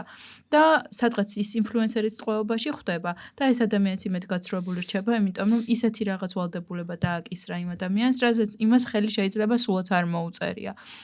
თუმცა რა თქმა უნდა ვფიქრობ რომ ძალიან მნიშვნელოვანია თქვენ რაც ახსენეთ ადამიანი იყოს ავთენტური და ისეთ რაღაცას არ გაუწიოს რეკლამა რის უსაფრთხოებაშიც არ არის დარწმუნებული და რასაც თვითონ არ იყენებს იმიტომ რომ ასე თუ ისე ვიცით გასაგები რომ ყველა ინდივიდის პასუხისმგებლობა მისი ასე ვთქვათ პასუხისმგებლობის არეალია მაგრამ როდესაც შენ რაღაცას მას აწვდი და ურეკლამებ შენი პასუხისმგებლობაც არის მე იმ ადამიანმა თუ რაღაცა ცუდი შედეგი მიიღო და არ ვიცი ანუ თქვენ როგორ შეაფასებდით ზოგადად ან ინფლუენს მარკეტინგს დღეს თქვენი აზრით არის კიდევ პოტენციალი იმისა რომ ეს მარკეტი კიდევ გაიზარდოს და არის თუ არა გადახდის უნარიანი ზოგადად და ასევე თქვენი გამოცდილებით მაინტერესებს არა მარტო დიდ კომპანიებზე დიდი კომპანიები ბანკები გასაგებია რომ ამაში ფულს ხარჯავენ მაგრამ საშუალო კომპანიები საშუალო ასე ვთქვათ სიდიდის და ცოტა პატარა კომპანიები მიუხედავად იმისა რომ ეს ბაზარი უკვე დიდია როგორც ჩვენ ვთქვით თუ არიან გადახდის უნარიანები ერთი და თუ ხედავენ ღირებულებას მათთან ინფლუენსერებთან და კრეატორებთან კომუნიკაციაში ეს ბაზარი ჯერ კიდევ მზარდია და რა თქმა უნდა დაიტევს კიდე ახალ წევრებს ასევე გაიზრდება ხარისხობრივი შემადგენელი აუცილებლად, იმიტომ რომ როგორც ხდება კონკურენცია სადაც არის, იქ ხარისხი ყოველთვის იზრდება. პასუხისმგებლობა, სოციალური პასუხისმგებლობაც გაიზრდება. ეს ხო ვითარდება ნელ-ნელა. აი ჩვენთანაც ახლა ხო იყო პერიოდი, რომ დახურულ შენობაში კაფეში ეწეოდა ყველა. ხო ეხლა ხო ძალიან უცნაურად გვეჩვენება ეს. თქვათ, აი ზუსტად ასე ხდება ხოლმე. რაღაცეები ხდება თავიდან, მერე ნელ-ნელა ვითარდება, მერე ვიღაცა აღშფოთდება და ეს აღშფოთება შეიძლება ძალიან სამართლიანი იყოს ხშირ შემთხვევაში, თუმცა არის ხოლმე, რომ უსამართლო აღშფოთებებიც არის, ალბათ ეს ტალღებიც გვინახია, რომ რაღაც აგორებული თემა იყო, ბოლომდე არ იყო გაცნობიერებული და ვიღაცას გადაუვლიან და ის მართლა არ არის ხოლმე დამნაშავე, მაგრამ ნუ ისე ჩანს, რომ დამნაშავეა და მერე ხდება ამის მოკლედ რთული მოვლენები არის ხოლმე მანდაც, ნელ-ნელა რა თქმა უნდა, ესეც დასტაბილურდება და ფიქრობ, რომ უფრო დაიხვეწება. ბაზარი მზარდია, თანხებიც უფრო მეტი იდება ამ მიმართულებით, დიდ კომპანიებს დიდი ბიუჯეტები აქვთ, პატარა კომპანიებს პატარა ბიუჯეტები, ამიტომ სულ მოუწოდებ მე ინფლუენსერებს, რომ თუ თვლიან, რომ ეს პატარა კომპანია იმის ღირსია, რომ იყოს განვითარებული უფრო და მეტი გამომწერი ყავდეს თუნდაც და მეტი მყიდველი, აუცილებლად დავეხმაროთ ასეთ კომპანიებს და მე ყოველთვის თვითონ ვეხმარები. ეს კი არა სტარტაპებშიც ძალიან ხშირად მენტორი ვიყავი ხოლმე და ხელს ვუწყობდი მათ განვითარებას სრულად უსაზღვრლოდ და გულშემატკივრობა ქართულ ბიზნესს ნამდვილად ჭირდება მით უმეტეს სტარტაპს. მენტორობას რადგან შეეხეთ, თქვენ ხანდახან მასტერკლასებს აკეთებთ ხოლმე ელდართან ერთად. ელდარი და ნინა არიან პარტნიორები, ხო სწორია. თუმცა როგორც ვიცი მე, თქვენ ესე ლექციებს არ კითხულობთ, ხო? თუ ვკითხულობდი რაღაც პერიოდი, ვასწავლიდი და მე მივხვდი უბრალოდ რომ ყოველთვის ერთი და იგივე, ანუ საგანს რო ასწავლი, ჩემთვის ეს უკვე რაღაცა მოსაბეზრებელი არ არის, დისკომფორტს მიქმნიდა, სულ ერთი და იგივეს რო ვასწავლიდი, სხვადასხვა, რა თქმა უნდა, სხვადასხვა. ჩემთვის ეს რუტინა არის რთული. მე ისევ და ისევ წინააღმდეგობაში მოვდივარ მე ჩემთან და ამიტომ მიყვარს მასტერკლასები, ამიტომ მიყვარს ცალკე სოლო ლექციები, ამიტომ მიყვარს რაღაცა ტრენინგები, რომ იქ სულ ახალია რაღაცა და იქ ახალს ვკითხულობ და აი ეს რაღაცა განმეორებადი ჩემთვის აღმოჩნდა ცოტა რთული. ძალიან საინტერესოა ეგეც, ანუ ეგეც ძალიან ისეთი მკაფიო შტრიხი არის, რომ აი ადამიანის დინამიური, კრეატიული თავისებურება არის, ჩემი ხასიათის ერთ-ერთი თვისება არის და იმიტომაც ვარ კრეატიული და ამიტომაც ამას ვერ დავთრუნავდი. ანუ ხო იცი ყველაფერი რაღაცის ფასად ხდება და ის ფასი არ ღირდა ჩემი ვთქვათ ლექტორობა, იმიტომ რომ ჩემზე კარგად ასწავლიან დარწმუნებული ვარ ამ მიმართულებით თეორიას და მე შემიძლია რაღაც 1 და 2 მასტერკლასით სხვა რაღაცა ვასწავლო. ძალიან საინტერესოა და მე სამწუხარო წინაზე ვერ მოვიდი თქვენს მასტერკლასზე, მაგრამ შემდეგზე აუცილებლად ძალიან მინდა.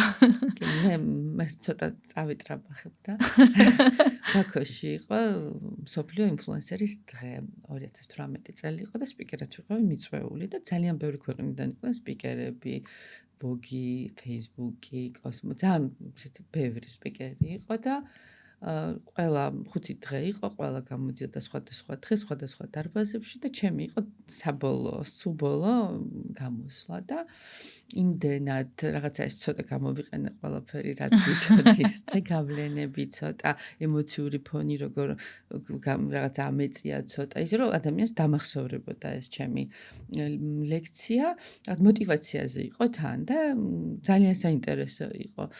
და ნამდვილად ისეთი ოვაციებით დასრულდა, რომ მივიღე ყველაზე მაღალი ფულები და ხო, ესეთი საქართველოსთვის კარგია, იმიტომ რომ სხვა ქვეყნის წარმომადგენელს ქართველმა უფრო კარგი შედეგი ვაჩვენე. ფანტასტიკურია და გილოცავთ. ეს ისინი იყო, მაგრამ აი იცი რა, კონკურენცია საერთოდ არ მერთვება ხოლმე არასდროს და მაინც აი ეს სხვა ქვეყანაში რომ გახվეთ რაღაც ეს მომენტი გაქვს, რომ საკუთარი ქვეყანა გინდა რომ რაღაცა წარმოაჩინო და მან ცოტა ჩამერთო.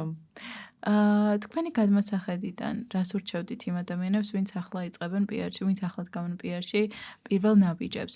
მაგალითად, პირველ ნაბიჯებს ვთვალ და ვდგამ, მაგრამ ჩემთვის გავაცნობიერე, რომ უფრო მეტად მინდა, რომ ამ მიმართულებით ვიყო დატვირთული, ვიდრე უშუალოდ მარკეტინგის მიმართულებით და უბრალოდ ChatGPT-საც ვკითხე, რომ მეთქი აქვს თუ არა აზრი ახლა ხელოვნური ინტელექტის ერაში ამ მიმართულებით წასვლას და ხომ არ ჩამანაცვლებს AI და ხელოვნურმა ინტელექტმა მიპასუხა, რომ არა, ეს საკმაოდ კარგი პროფესიაა და სულ იქნება, მუდმივად იქნება. თქვენ როგორ ფიქრობთ? სუმსად გულწრფელი არ იყო, ფიქრობ, იმიტომ რომ ნახე, მაგას არ აღიარებს, რა თქმა უნდა, არც ერთი ჩატი, არც ერთი სოციალური ქსელი, მაგრამ დღესდღეობით ადამიანებს სწავლობენ. აი, უბრალოდ ყველაფერში სწავლობენ. ჩვენ რო ვსაუბრობთ და smartphone-ი გვიდევს, ჩვენს საუბარს ანალიზი უტარდება, რას ვწერთ, რას ვათვალიერებ, სად შევაჩერეთ, თვალი რაფერი მოგვეწონა. ანუ იმდენად ჩვენს ქცევას უკვე სწავლობენ ნეირონული ქსელები, რომ ამას აანალიზებენ ჩვენზე ბევრად სწრაფად, ხო? რომ დაარწმუნებულები იქნებიან ჩვენ რა გვინდა, რა მოგწონს და რა შემოგთავაზონ და ადამიანს ეს გაუსწრებს, აუცილებლად გაუსწრებს.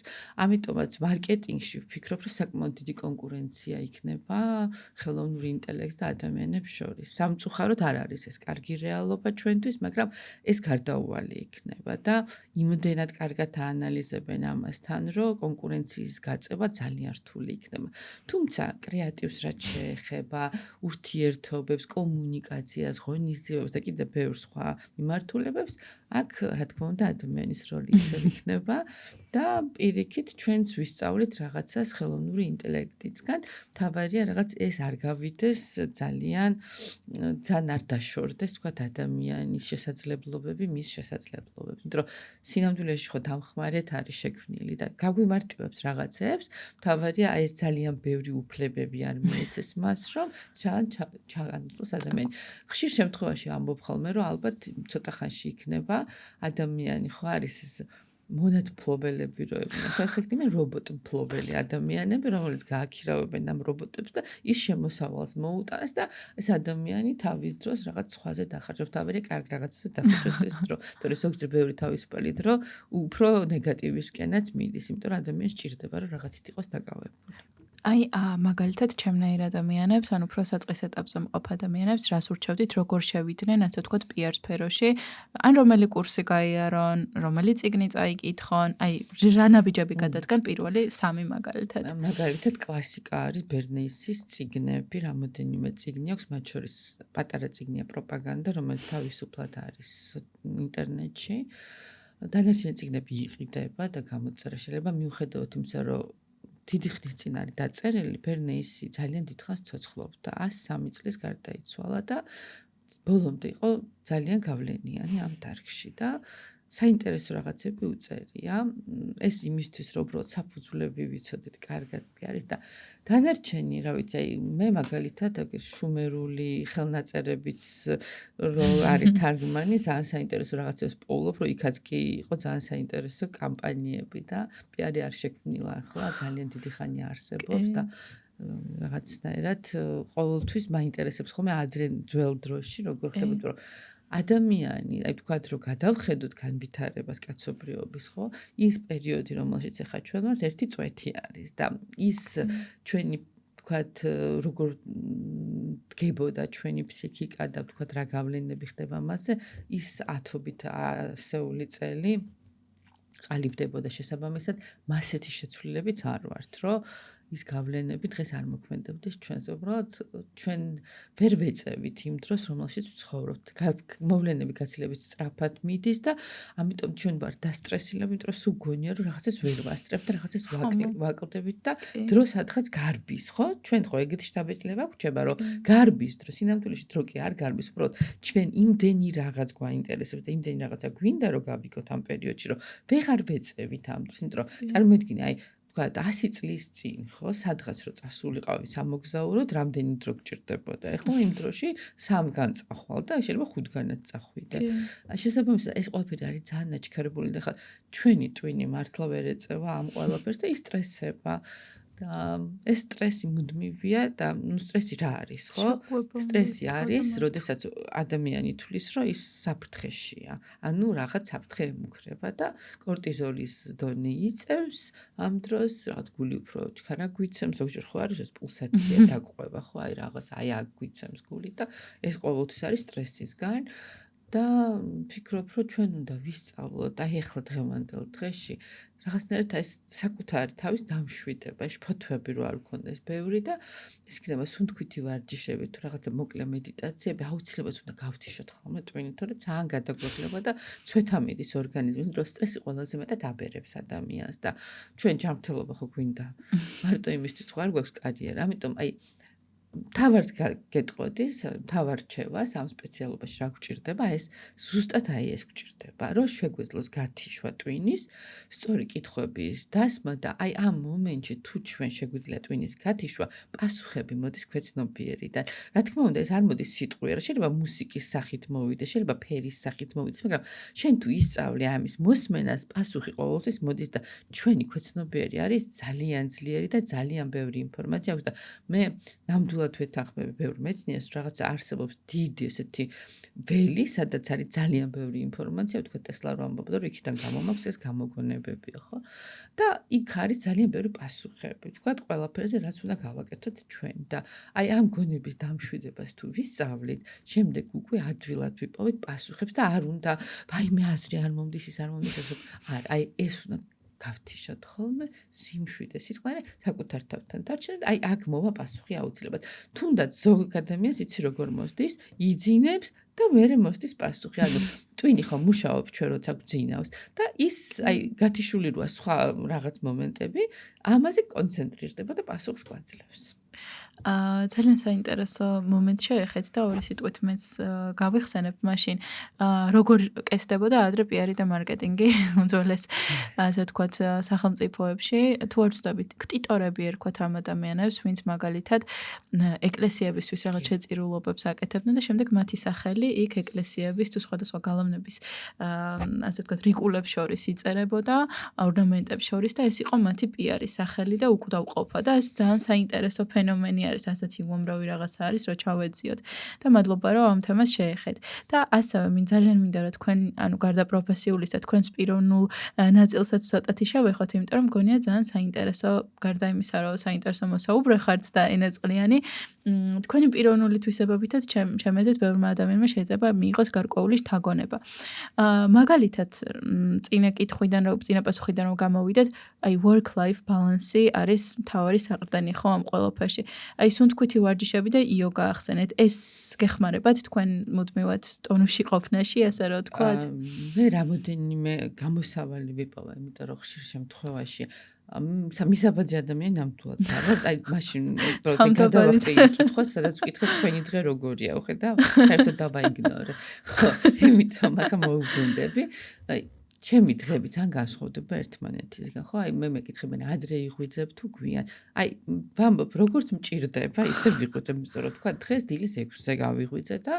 ნუცასთან ვიყავი და რაღაცებში ვეხმარებოდი დილით შემდეგ რაღაც 2 საათი წავიძინე იმიტომ რომ დღეღამეში ზოგჯერ 4 საათი მძევ და ეგ არის ძალიან ცუდი იმიტომ რომ ყველაზე მნიშვნელოვანი ადამიანისთვის არის ძილი და ეს როგორმე უნდა დაარეგულიროს, თუმცა მე არ მომბაძოთ მაგას, იმიტომ რომ მე რაღაცა ესეთი ხამივით ვიქცევი სიცოცხლისადმი, რომ აი ძილისთვის დრო მენანება, მაგრამ ეგ ძალიან ცუდია, იმიტომ რომ აღდგენა არ ხდება ორგანიზმის და მე ეს აუცილებლად დაგარტყამს, ამიტომ რაღაცა კვირაში 1-2 დღე მაინც პოულობ დროს რომ გამოვიძინო ხოლმე. მიყვარს მარტო ყოფნა, კითხვა და აი თუ სადმე ესეთი სიტუაცია რომ ხამე ყველამ დაიძინა და რაღაცა ესეთ გადავშლე ჩვენ ხოლმე რომ აი სიჩუმეა და შემიძლია იმიტომ რომ არ მირეკავს არავინ არ მწერს არავინ დღის განმავლობაში ჩემთვის რთულია კონცენტრირება ერთ რამეზე იქიდან გამომდინარე რომ სულ რაღაცა ხდება ჩემთან ხო წერი იმაზე უნდა უპასუხო იმას უნდა გავცე პასუხი ის როგორ მიდის გადავამოწმო აბა ეს გამოაქვეყნე გადაუგზავნო ბმული და აი მოკლედ მუდმივ ქაოსში ვარ და ეს მუდმივი ქაოსი ძალიან სტრესავს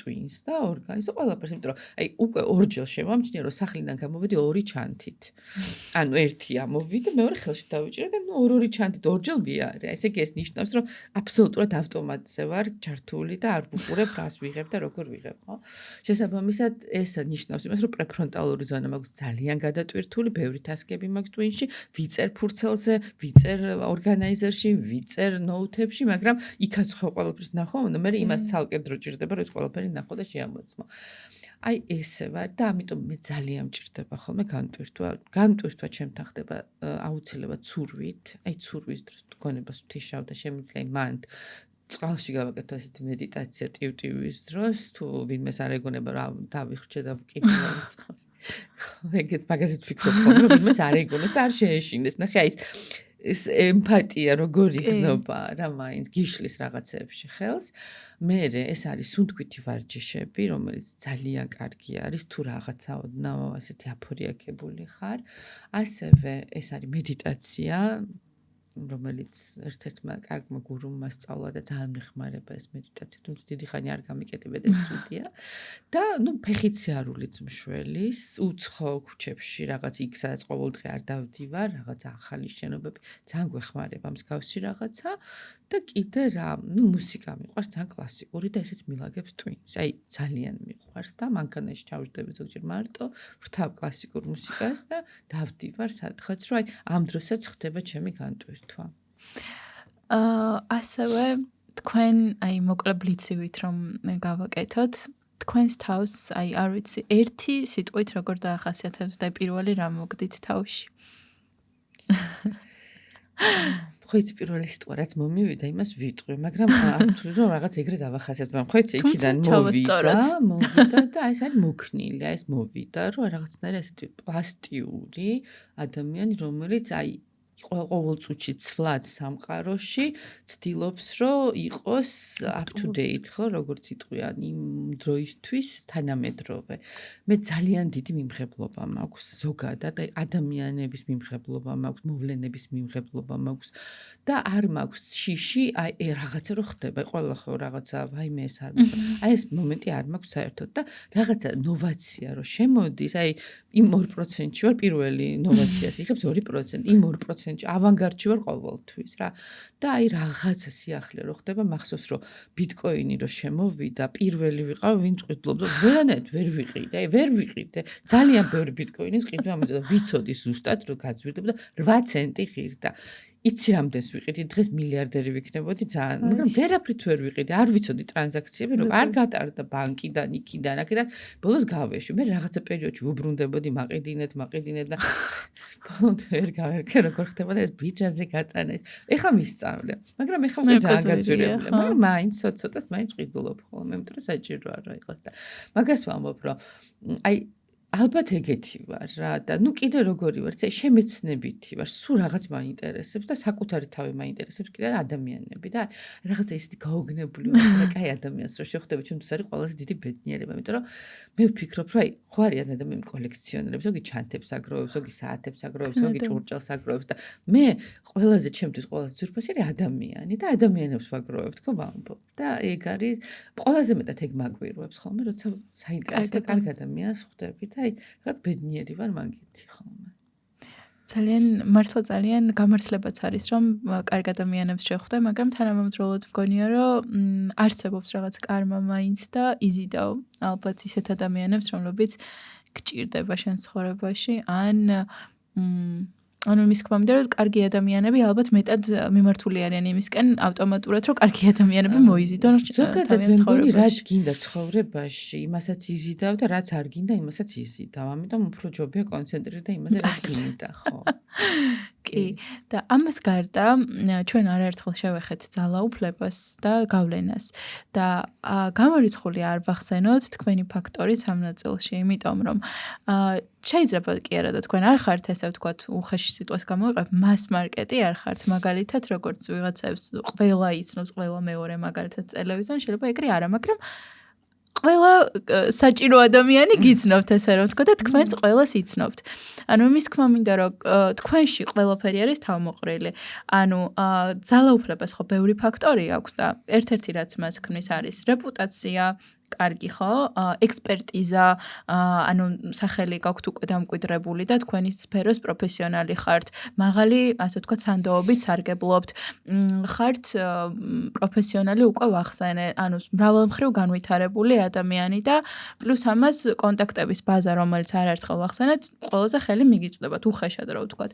და კიდევ ბევრი რაღაცა თვისება რაც თქვენში შეიკრა. და მიუხედავად ამისა, და როდესაც ასე ხდება, ხოლმე როგორც წესი ადამიანები პატიმოყვარე ადამიანები ვართ ძირითადად და რაღაცნაირად გვაქვს ხოლმე ესეთი მომენტები, რომ აი საკუთარ თავზე რაღაცა ეს ეგოს იმაში შევდივართ გავლენების ქვეშ და მე რაც კომუნიკაციას ვქონია თქვენთან პირიქით, თქვენ ხართ ძალიან ღია, ძალიან მიმღებელი და მიუხედავად იმისა, რომ გაქვთ იმის შესაძლებლობა, რომ ნებისმიერ ადამიანთან ესე ცოტა დისტანციაზე იყოთ და ცოტა ისე პედესტალზე გეჭიროთ თავი, ან რაღაც პოზაში იყოთ, რომ აი რაღაც მიუწვდომელი ვარ ძალიან და რაღაცა, პირიქით თქვენ ყველასთან ძალიან ღია, კეთილი და არ ვიცი, ემპათიური დამოკიდებულება გაქვთ და მაინტერესებს აი ამ ყველაფრის უკან რა დგას და როგორ ახერხებთ ამ ყველაფერს. იმიტომ რომ ძალიან მარტივია თქვენს ადგილზე რომ ადამიანი იყოს ცოტა ისეთი. ისეთი დამხმარე ხო რაღაცა ძლევამოსილი ადამიანი მგონია ჩემი თავი. მასეც არ არის, ახლა ვერ ვიტყოდი რომ რაღაცა ყველაზე ხელი მიმიწვდება რაღაც შეიძლება ერთი ხელის ჩამორთმევა მაგრამ ალბათ ბევრ ხალხს ვიცნობ მაგრამ იცი რა არის არასდროს არ მიფიქრია მაგაზე მაგ კუთხით რა ჩემთვის ძალიან საინტერესო ადამიანები სხვადასხვა სტატუსით იმიტომ ბევრი მინახია ძალიან ჯერ დავიწყოთ მამა იყო ჩემი საკმაოდ მოღვაწე პერსონა და წარჩინებული ადამიანი იყო და ბევრი გააკეთა საქართველოსთვის და სულ უწევდა ამ რაღაცა ისეთ მაღალ სტატუსიან ადამიანებთან ურთიერთობა, იქ პრეზიდენტები იქნებოდა თუ რაღაც მმართველები და მეც სულ თავმყავდი ხოლმე და რაღაც ხან ერთ ოჯახი კალთაში, ხან მეორეს და ეთყობა ეს მომენტი ხო ბავშვობიდან მაქვს ძალიან ჩვევად ნორმალურად მიმაჩნია, ანუ არაფერი განსაკუთრებულად არ მიმაჩნია. შესაბამისად მინახია მე ეს ადამიანები ბევრად სხვა მდგომარეობაში. ხო იცი, ასვლა ჩასვლა და იმდენი ასვლა ჩასვლა მინახია, რომ მე ხვდები, რომ ეს არის ძალიან სერიოზული ილუზია, როდესაც გონია, რომ რაღაცა ძლევა მოსილება გაქვს. არაფერიც არ გაქვს საერთოდ. შენ ერთადერთი რაც გაგაჩნია, ის სიკეთე, რომელიც შეიძლება გაუკეთო ადამიანს. მეტი არაფერი არ დაგჭირება დედამიწის ზურგზე საერთოდ და დანარჩენი ყველაფერი ძალიან ილუზორული, იმიტომ რომ ერთი დღე ის არის ძლევამოსილი, მეორე დღე ეს არის, მესამე დღეს ის დაგირეკავს და რაღაცას გთხოვს, იმიტომ რომ არაფერი აღარ გააჩნია. ძალიან ბევრი მაქვს ესეთი ნანახი და ჩემ თაობებს თქვა წინაპრებს ყველაფერი ქონდათ, ქონება იქნებოდა, სტატუსი იქნებოდა, მე რაღაც შეიცვლებოდა, ყველაფერს კარგავდნენ და ეს ეთყობა გენეტიკურადაც იმდენად გამჭდარი მაქვს, რომ იცი როგორი ვარ, აი თავარია ის ყველაფერი რაც მე გამაჩნია თან მქონდეს არ მაქვს ეს მომხვეჭველობის მომენტი არც იქით არც იქით რაღაც არა იმიტომ რომ ყველაფერს ჩემ თავში ვაინვესტირებ ხო თავარია ის რაღაც ალცჰეიმერი არ დამემართა მაგდან დავკარგო ყველაფერი რაც დავაინვესტირე მაგრამ რაღაცა ვცდილობ რომ აი ესეთი ვიყო ვერ ვიტყვი რომ რაღაცა მე ჩემი თავი მომწონს და მე ვთქვათ იმას მივახციე რაც როგორიც შინაგანად მოდელი მაქვს ჩადებული ხო იცი ყველა ადამიანმა საკუთარი თავი უნდა დაბადოსო და ეს თუ დაუბადე ჩემი თავი როგორიც მე წარმომიდგენია ვიქნები ძალიან ბედნიერი თუმცა ეს არ ნიშნავს რომ არ უნდა გიყვარდეს შენი თავი ისეთი როგორც ხარ მე ეხლა ვისწავლე ჩემი თავის სიყვარული მიმღებლობა და მოფერება და პატარა ბავშვით ვეფერები ხოლმე იმიტომ რომ ეს სიმკაცრე რომ ისეთი არ ხარ ესეთი რა ცუდია ვეფერები ძალიან ბედნიერი აი რაც ვთქვი ვარ ბედნიერი. იქ არის ძალიან მნიშვნელოვანი და დანარჩენი უკვე აი არ ვიცი. ვერ ვიტყოდი რომ რაღაცა განსაკუთრებული ის უნდა ქონდეს. არა, სისულელია ის ყველაფერი რა თავა პატი მოყვარეობა არის ტვირთი. და მე ვფიქრობ რომ ძალიან გაზიანებს ადამიანს რა. ბედნიერების მოკლე ფორმულა არსებობს? კი, სიყვარული საკუთარი თავის სხვების სხვებს რო უყვარხარ და ამას რო გამოხატავენ მე მგონი ეგ არის ბედნიერება რა და დასასრულს მაშინ რამდენიმე ბლიც კითხვას დაგისვამთ და ერთ ვიტყვი კიდე ხო აი რაც ყველაზე მთავარი აი ალბათ რო იტყვის ადამიანი რაღაცას მიხვდა ანდრო დგებოაძე მითხრა ძალიან კაი რაღაც რო აი საკუთარი თავი არ უნდა მოატყუო და შენ ღმერთი ხდებიო. როდესაც შენ თავში ყველა კითხვას გულწრფელად ცემ პასუხს და არა ალამაზებ საკუთარ თავსაც ვატყუებ ძალიან ხშირად. აი მან უკვე აი ყველანაირი დაფარვის გარეშე რო ხარ საკუთარ თავთან, აი ეგ არის ბედნიერება კიდე. ფანტასტიკური პასუხი იყო. ხო, ეხლა ბლიც ძალიან ინსპირაციული თანაც ჩემი აზრით, რისი მოლოდინიც გქონდა თქვენთან შეხვედრისას. როგორც ყოველთვის ხდება ხოლმე. ძლევამოსილი არ ვიცი, უფრო ალბათ გავლენიანი ჩემი აზრით. გავლენიანი შეიძლება, მაგრამ იცი რა არის, ეხლა ყველა რაღაცაზე გავლენას ვახდენთ, ხო? კი, მაგრამ ყველას რეალურად საინტერესო რაღაცას ვიტყვი კიდე, თუ ძალიან არ გაგვიგრძელდა. ადამიანის ტვინში არის 3 ისეთ მერსედესის პრინციპს ვეძახი, 3 სფერო. პირველი სფერო არის გადარჩენა. ეს არის უსაფრთხოება, კვება, რომ გადავრჩეთ უბრალოდ ფუნქციები რო გქონდეს ცხოვრების.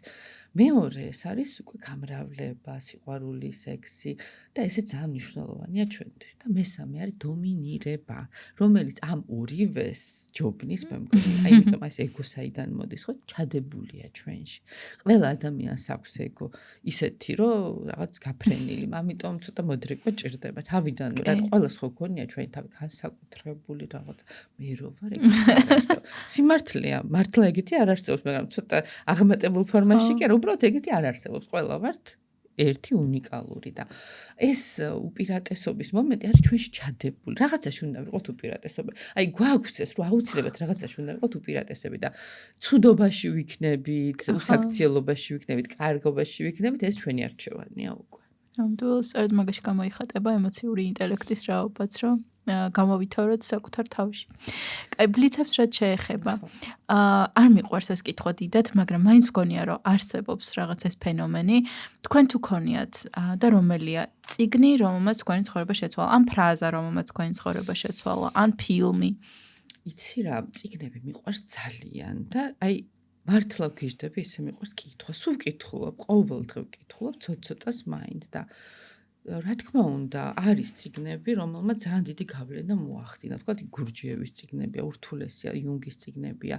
ვერ ვიტყოდი, რომ მხატვრული ლიტერატურა არის, თუმცა აი ძალიან ბევრს კითხულობდი ბავშვობაში. მე მგონი პატარა რომ ვიყავი, ყველაზე მეტად მიყვარდა რომ მიკითხავდნენ ზღაპრებს და იმდენად შეწუხებული მყავდა. ყველა ოჯახის წევრი წამიკითხე ზღაპარი, წამიკითხე, კითხვა ვისწავლება 9 წლის ასაკში და ის მიყიდეს ესეთი ფირფიტები და ზღაპრები იყო იქ ჩაწერილი და ვიჯექი და იმას უსმენდი ხოლმე. ალბათ, აი არც მახსოვს რომელი წიგნები იყო ის პირველი, რომელმაც, რა თქმა უნდა, ჩემი სტრუქტურა ჩამოაყალიბა და ეს ბავშვობის წიგნები იქნება, უეჭველი ზღაპრები იქნებოდა. ის ზღაპრებიც მახსოვს, მაგრამ რა ერქვა იმ ზღაპრებს, დღეს არ ვიცი, იმიტომ რომ ის ზღაპრები აღარ შემოხვედრია იმის მერე. ძალიან კაი ზღაპრები იყო. ეს ძალიან დიდი მნიშვნელობა აქვს ბავშვი რა ზღაპრებზე იზრდება.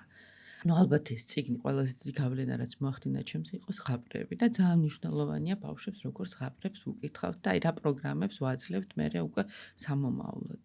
იქ ვინ არის თვითონ და როგორ ხედავს თქვათ თავის ცხოვრების განვითარებას, ვინ არის ეს ძალიან მნიშვნელოვანია. მე რა თქმა უნდა სულ პრინცესა ვიყავ. ძალიან კარგია.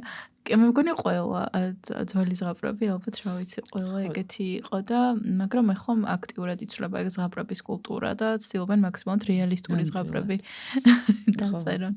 მე მოსკოვში დავიბადე და იქ ყველა ზღაპარში რატომღაც იმას დედოფალს ყავდა შტერი აი რაღაცა ცუდი რაღაცები იყო ხოლმე სულ რა. ხო და მე ვხვდები რომ აი ესეთი რაღაცა ძალიან დიდ გავლენას ახდენს ზღაპარი ადამიანზე. ის ზღაპარის ხო კულტურული ჩვენი ზღაპარი ხო ნაცარქექია, როგორ უხდება ქართული არქეტიპს ხო? ადამიანი რომელიც თავისთვის არის ბუხარში ფილოსოფოსობს აი ეს ფიქრებში, ამბებშია და უთხრეს რომ მიდიო რაღაც მოიტანო, წავიდა და დევებს წაართვა და მოიტანა. აი გავს ეს უცებ ყველაფერი, იმიტომ გვიყვარს ჩვენ ქართველებს, აი რაღაცა დიდი შემოსავალი უცებ. ვიფიქრა უცებ. თქვენი აზრით რომელი არის ის უნარჩვევა, აი ტოპ უნარჩვევა მომავალი ასე ვთქვათ 10 წლის მანძილზე, აი 5 წლის მანძილზე, რომელიც აი მასთი არის ასე ვთქვათ ყველასთვის. 10 წლის განმავლობაში რა იქნება, იცოდი რთული გასაგებია, თუმცა რა თქმა უნდა ეს ისევ და ისევ საკუთარი თავის ალბათ დისციპლინა იქნება რა უცნაურ რაღაცას ვიტყვი, მაგრამ აი ისეთი რითმი წამოვა, რომ ადამიანური თვისებები უნდა ჩასვა რაღაც რითმში, რომ გააძლიერო და ეს დაგჭირდება ძალიან. იმიტომ რომ რითმი კიდევ უფრო აჩქარდება, შეიძლება ცოტა შენელდეს, მაგრამ ესეთ რთულ პერიოდში ვარ, ძალიან турბულენტურ პერიოდში ვარ რა.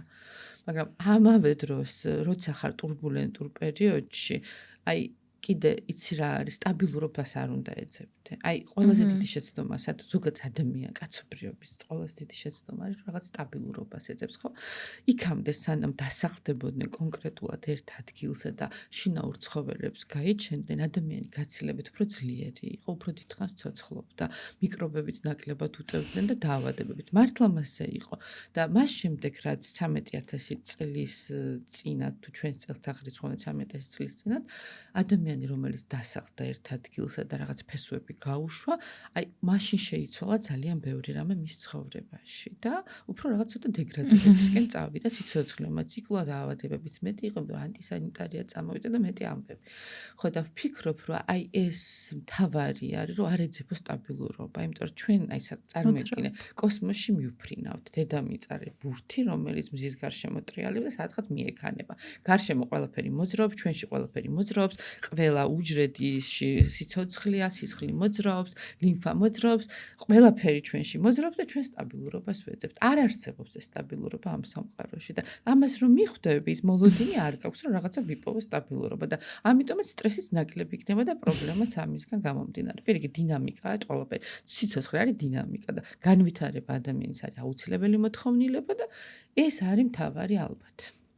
რჩევას მიცემდით საკუთარ თავს 18 წლის ასაკში?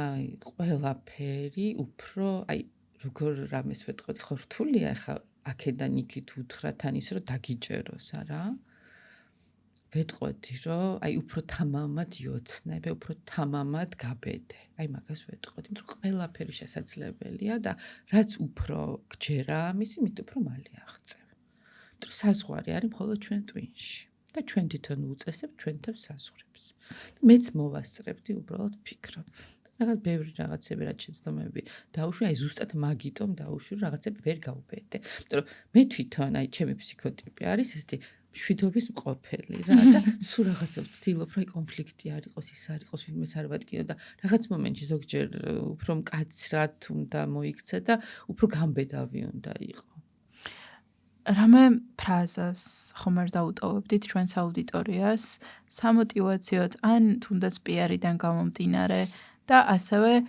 ტოპ არ ვიცი 3 წიგნი იყოს პიარისა და ინფლუენს მარკეტინგის მიმართულებით რაც გახსენდებათ რომლების გამოადგება სფეროს პროფესიონალებს ან მომავალ პროფესიონალებს იცი რა ალბათ ფრაზას ვეთყოდი რომ ყველაზე მნიშვნელოვანია გაიცანი საკუთარი თავი იმიტომ რომ ჩვენ თავებს არ ვიცნობთ ჩვენ არ ვიცით რა სიტუაციაში როგორ მოვიქცევით ამიტომ მე ვცდილობ ხოლმე ხშირად საკუთარი თავი უცხო სიტუაციებში მოვაქციო იმიტომ რომ სხვა როლში როგორი ხარ არ იცი შენ რაღაცა კონკრეტულად ხარ ერთ პოზაში ან ორ პოზაში ან სამში და გონია რომ ეს ხარ შენ არა ძალიან ჩვენ არ ვიცნობთ საკუთარ თავს და მე მგონი ყველაზე მნიშვნელოვანი რამე არის საკუთარი თავი კარგად გავიცნოთ რას ვაკეთებთ სად და როგორები ვართ კრიზისულ სიტუაციებში აი ეს არის ძალიან მნიშვნელოვანი და წიგნებს რაც შეეხება ვფიქრობ რომ ხელოვნური ინტელექტი გაცილებით უკეთესად გირჩევთ დღესდღეობით სტატისტიკაზე დაყრდნობით რომელი წიგნები უფრო გამოგადგებათ მე ყოველთვის თვითონ ასე ვაკეთებ ეხლა მე ხარ მაქვს ყველა წიგნი წაკითხული ამ დარგში ხო მე ბერნეისის წიგნები ვურჩიე და ეს პიარში ძალიან კარგი არის რაღაც სახელმძღვანელობა მე რო გითხრა სიმართლე დიდად იქიდან არაფერი არ მისწავლე იქ არის რაღაცა რა არის პიარი როგორ დავგეგმოთ კამპანია რამდენი პუნქტისგან უნდა შედგებოდეს სტრატეგია და ნუ ეგ ისეთი რაღაცებია რომ ისედაც ისწავლება, ხო? და ბევრად მარტივია დღეს ამ სტრატეგიის დაგეგმა ხელოვნურ ინტელექტთან ერთად. ძალიან მარტივია. ამიტომ ზად რატო უნდა გავირთულოთ ცხოვრება და ინფლუენსერ მარკეტინგს რაც შეეხება, არის რამოდენიმე წიგნი, კარგი, თუმცა ისიც შეგვიძლია ციფრულად კი არ ვნახოთ და წავიკითხოთ, არამედ მოვისმინოთ, არაჩვეულებრივ მე სულ ვისმენ ხოლმე აუდიო წიგნებს და შეგვიძლია ესეც ვკითხოთ, თქვათ, კონკრეტულად ჩვენ საჭიროებებს რა ჭირდება. ინფლუენსერ მარკეტინგი ხო ძალიან დიდია. ჩვენ რა გვინდა, ვინ გვინდა ვიყოთ, ხო? აი ამაზე ეხლა უკვე ძალიან ვიწრო წამოვიდა სპეციალობები. ადრე რო იყო რაღაცა ყველაფერს რომ მოედებოდნენ, ისე აღარ არის. ეხლა კონკრეტულ სფეროს კონკრეტული ბლოგერი ყავს და ძალიან მივესალმები ამას. რა, იქ ერთი კაცი არის თქვა სადღაც შემდუღებელია და არაჩვეულებრივი ნახვები აქვს და თავის საქმის პროფესიონალია და ვფიქრობ, რომ აი ესე ყველას რო შეეძლოს თავის წარმოჩენა, ძალიან ბევრი კარგი ბლოგერი გვეყოლებოდა ყველა დარგში. ამიტომ იმის დამიხედვით ძალიან მარტივია ინფორმაციის მოძიება დღეს, აი მართლა ძალიან მარტივია. აი ნეტა ეს შესაძლებლობა მქონდა მე რო სტუდენტი ვიყავი, სანთლის შუქზე წიგნებს ვკითხულობდი მაშინ და ეს დღეს რაც ჩვენ გვაქვს შესაძლებლობა განათლების და განვითარების, პრაქტიკულად არსად არ გჭირდება, აი თქვათ რო ამბობენ ის სწავლობ და ან სადღაც ხო? ყველგან შეგიძლია ისწავლო დღეს, ყველგან არის ხელმისაწვდომი, ენა არიცი, ენაც ხელმისაწვდომი არის. ნუ აი ბევრად ადვილად მე რო რაღაც ტვინს ვასხამდი და ეს ინგლისური ძლივს ვისწავლე მართლა, იმიტომ რაღაცნაირად მიჭირდა იმ წიგნებით სწავლა, დღეს ძალიან მარტივი პროგრამები, რომელიც ბევრად ადვილად გასწავლის ენას. ამდენ წელს კითხულობს და დარწმუნებული ვარ გეყოლებათ ისეთი პერსონაჟი, ვის ადგილას ყოფნაც გდომებიათ. თუ არ ყოფილა ასეთი. იცი რა, რაღაცნაირად თავი გაგიგივებიათ. არა, იცი. რა უცნაურია, მაგრამ ყოველთვის გვერდიდან ვუყურებ ხოლმე, რომ ვკითხულობ, ანუ სცენებს ვხედავ და მე შიგნით არ მოვნაწილეობ. მე მაქვს რაღაცა ჩემი რეაქციები მათ ქმედებებზე. და რაღაც მომწონს, რაღაც არ მომწონს და ზოგადად იცი რა არის, აი ეს ერთი ადამიანი, რომელიც ყველაფერში მოგწონს, ალბათ რაღაც ქრისტე არის, ხო, რაღაც რომ ყოველ სოლომონ ბრძენი რაღაცა ის რომ მაგრამ ხო არ მინდა მე რომ ვიყო ან ერთი ადამიანი არ მინდა ხო რაღაც ბუდას აქვს ძალიან კარგი და სწორი საქციელები, ხო და რაღაც მომწონს. აი, ესეთი კრებითი ტიპი, ეკლექტური ტიპი ვარ. აქედან ის მომწონს, იქედან ის მომწონს, აქედან და რაღაც საერთო ჯამში იქნება ის, რაც მე მომწონს და ამიტომ მიჭირს ხოლმე ან სიმღერის გამორჩევა, ან კინოს გამორჩევა, ან წიგნის გამორჩევა. ძალიან მალე მეცვლება ეს გემოვნება და ეხლა რო ვთქვა რაღაცა და მე ჩემ თავს მოусმინო 3 თვის მერე ვიტყვი ეს რანაირად თქვით, ხო? მიჭირს, აი ეს მიჭირს არჩევა ძალიან. კი. ძალიან ბევრი ისეთი რაღაც თქვით, რაც ჩემთანაც რეზონანსული არის და საინტერესო ამის მოსმენა კიდევ ერთხელ და თან თქვენგან. განვლილი გზა თუ საბოლოო შედეგი ან მიზანი? გზა, რა თქმა უნდა. ჩემთვის გზაა მთავარი.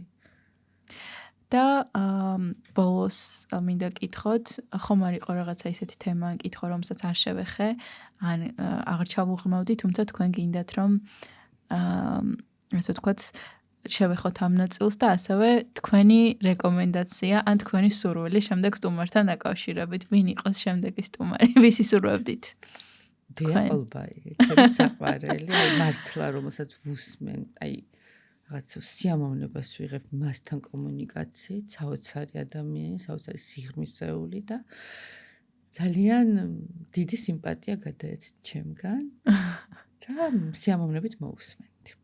რამე კითხვასაც ხომ არ დაუსვამდით? რა, პრაქტიკულად ძალიან ბევრი კითხვებზე პასუხი მისგან მაქვს, მოსმენი სხვადასხვა ლექციებიდან თუ სხვადასხვა ინტერვიუებიდან და დარწმუნებული ვარ ის რაღაც ახალს იპოვის კიდე რა იქნება სათქმელი, იმიტომ რომ ძალიან საინტერესო ადამიანი არის და სულ მაინტერესებს ხოლმე აი ასეთი სიღრმისეული ცოდნა როგორ დააგროვა. ძალიან დიდი მადლობა ნინა, ძალიან ვისიამოვნე თქვენთან დიალოგით, ისი მოლოდინიც ვქონდა და მჯერა აუდიტორიაც ძალიან ისიამოვნებს და კიდევ ერთხელ მართალია თქვენ თქვით, რომ ესე მოწოდება არ გვინდაო თან მით უმეტეს ეს თავში უნდა მეთქვა, მაგრამ გამიხარდებათ უკვე თქვენს რეაქციებს და უკავშირებს დაგვიტოვებთ, ან მოწონებით გამოხატავთ თქვენს, ან თუნდაც არ მოწონებით თქვენს რეაქციებს, იმიტომ რომ ეს ყველაფერი არხის განვითარებისთვის მართლაც ძალიან მნიშვნელოვანია და მადლობა ყურადღებისთვის. უღრმესი მადლობა ნინა. ძალიან დიდი მადლობა. ადამიანების აზრი ჩვენთვის ძალიან მნიშვნელოვანია, ვინც ამას მოისმენს, ეს ნამდვილად უკავშირი არის ძალიან მნიშვნელოვანი რამე ხოლმე და მეც მოგიწოდებთ მაშინ თქვენი რეაქცია და ხო, გვაინტერესებს თქვენი აზრი, რას ფიქრობთ ამ ყველაფერზე.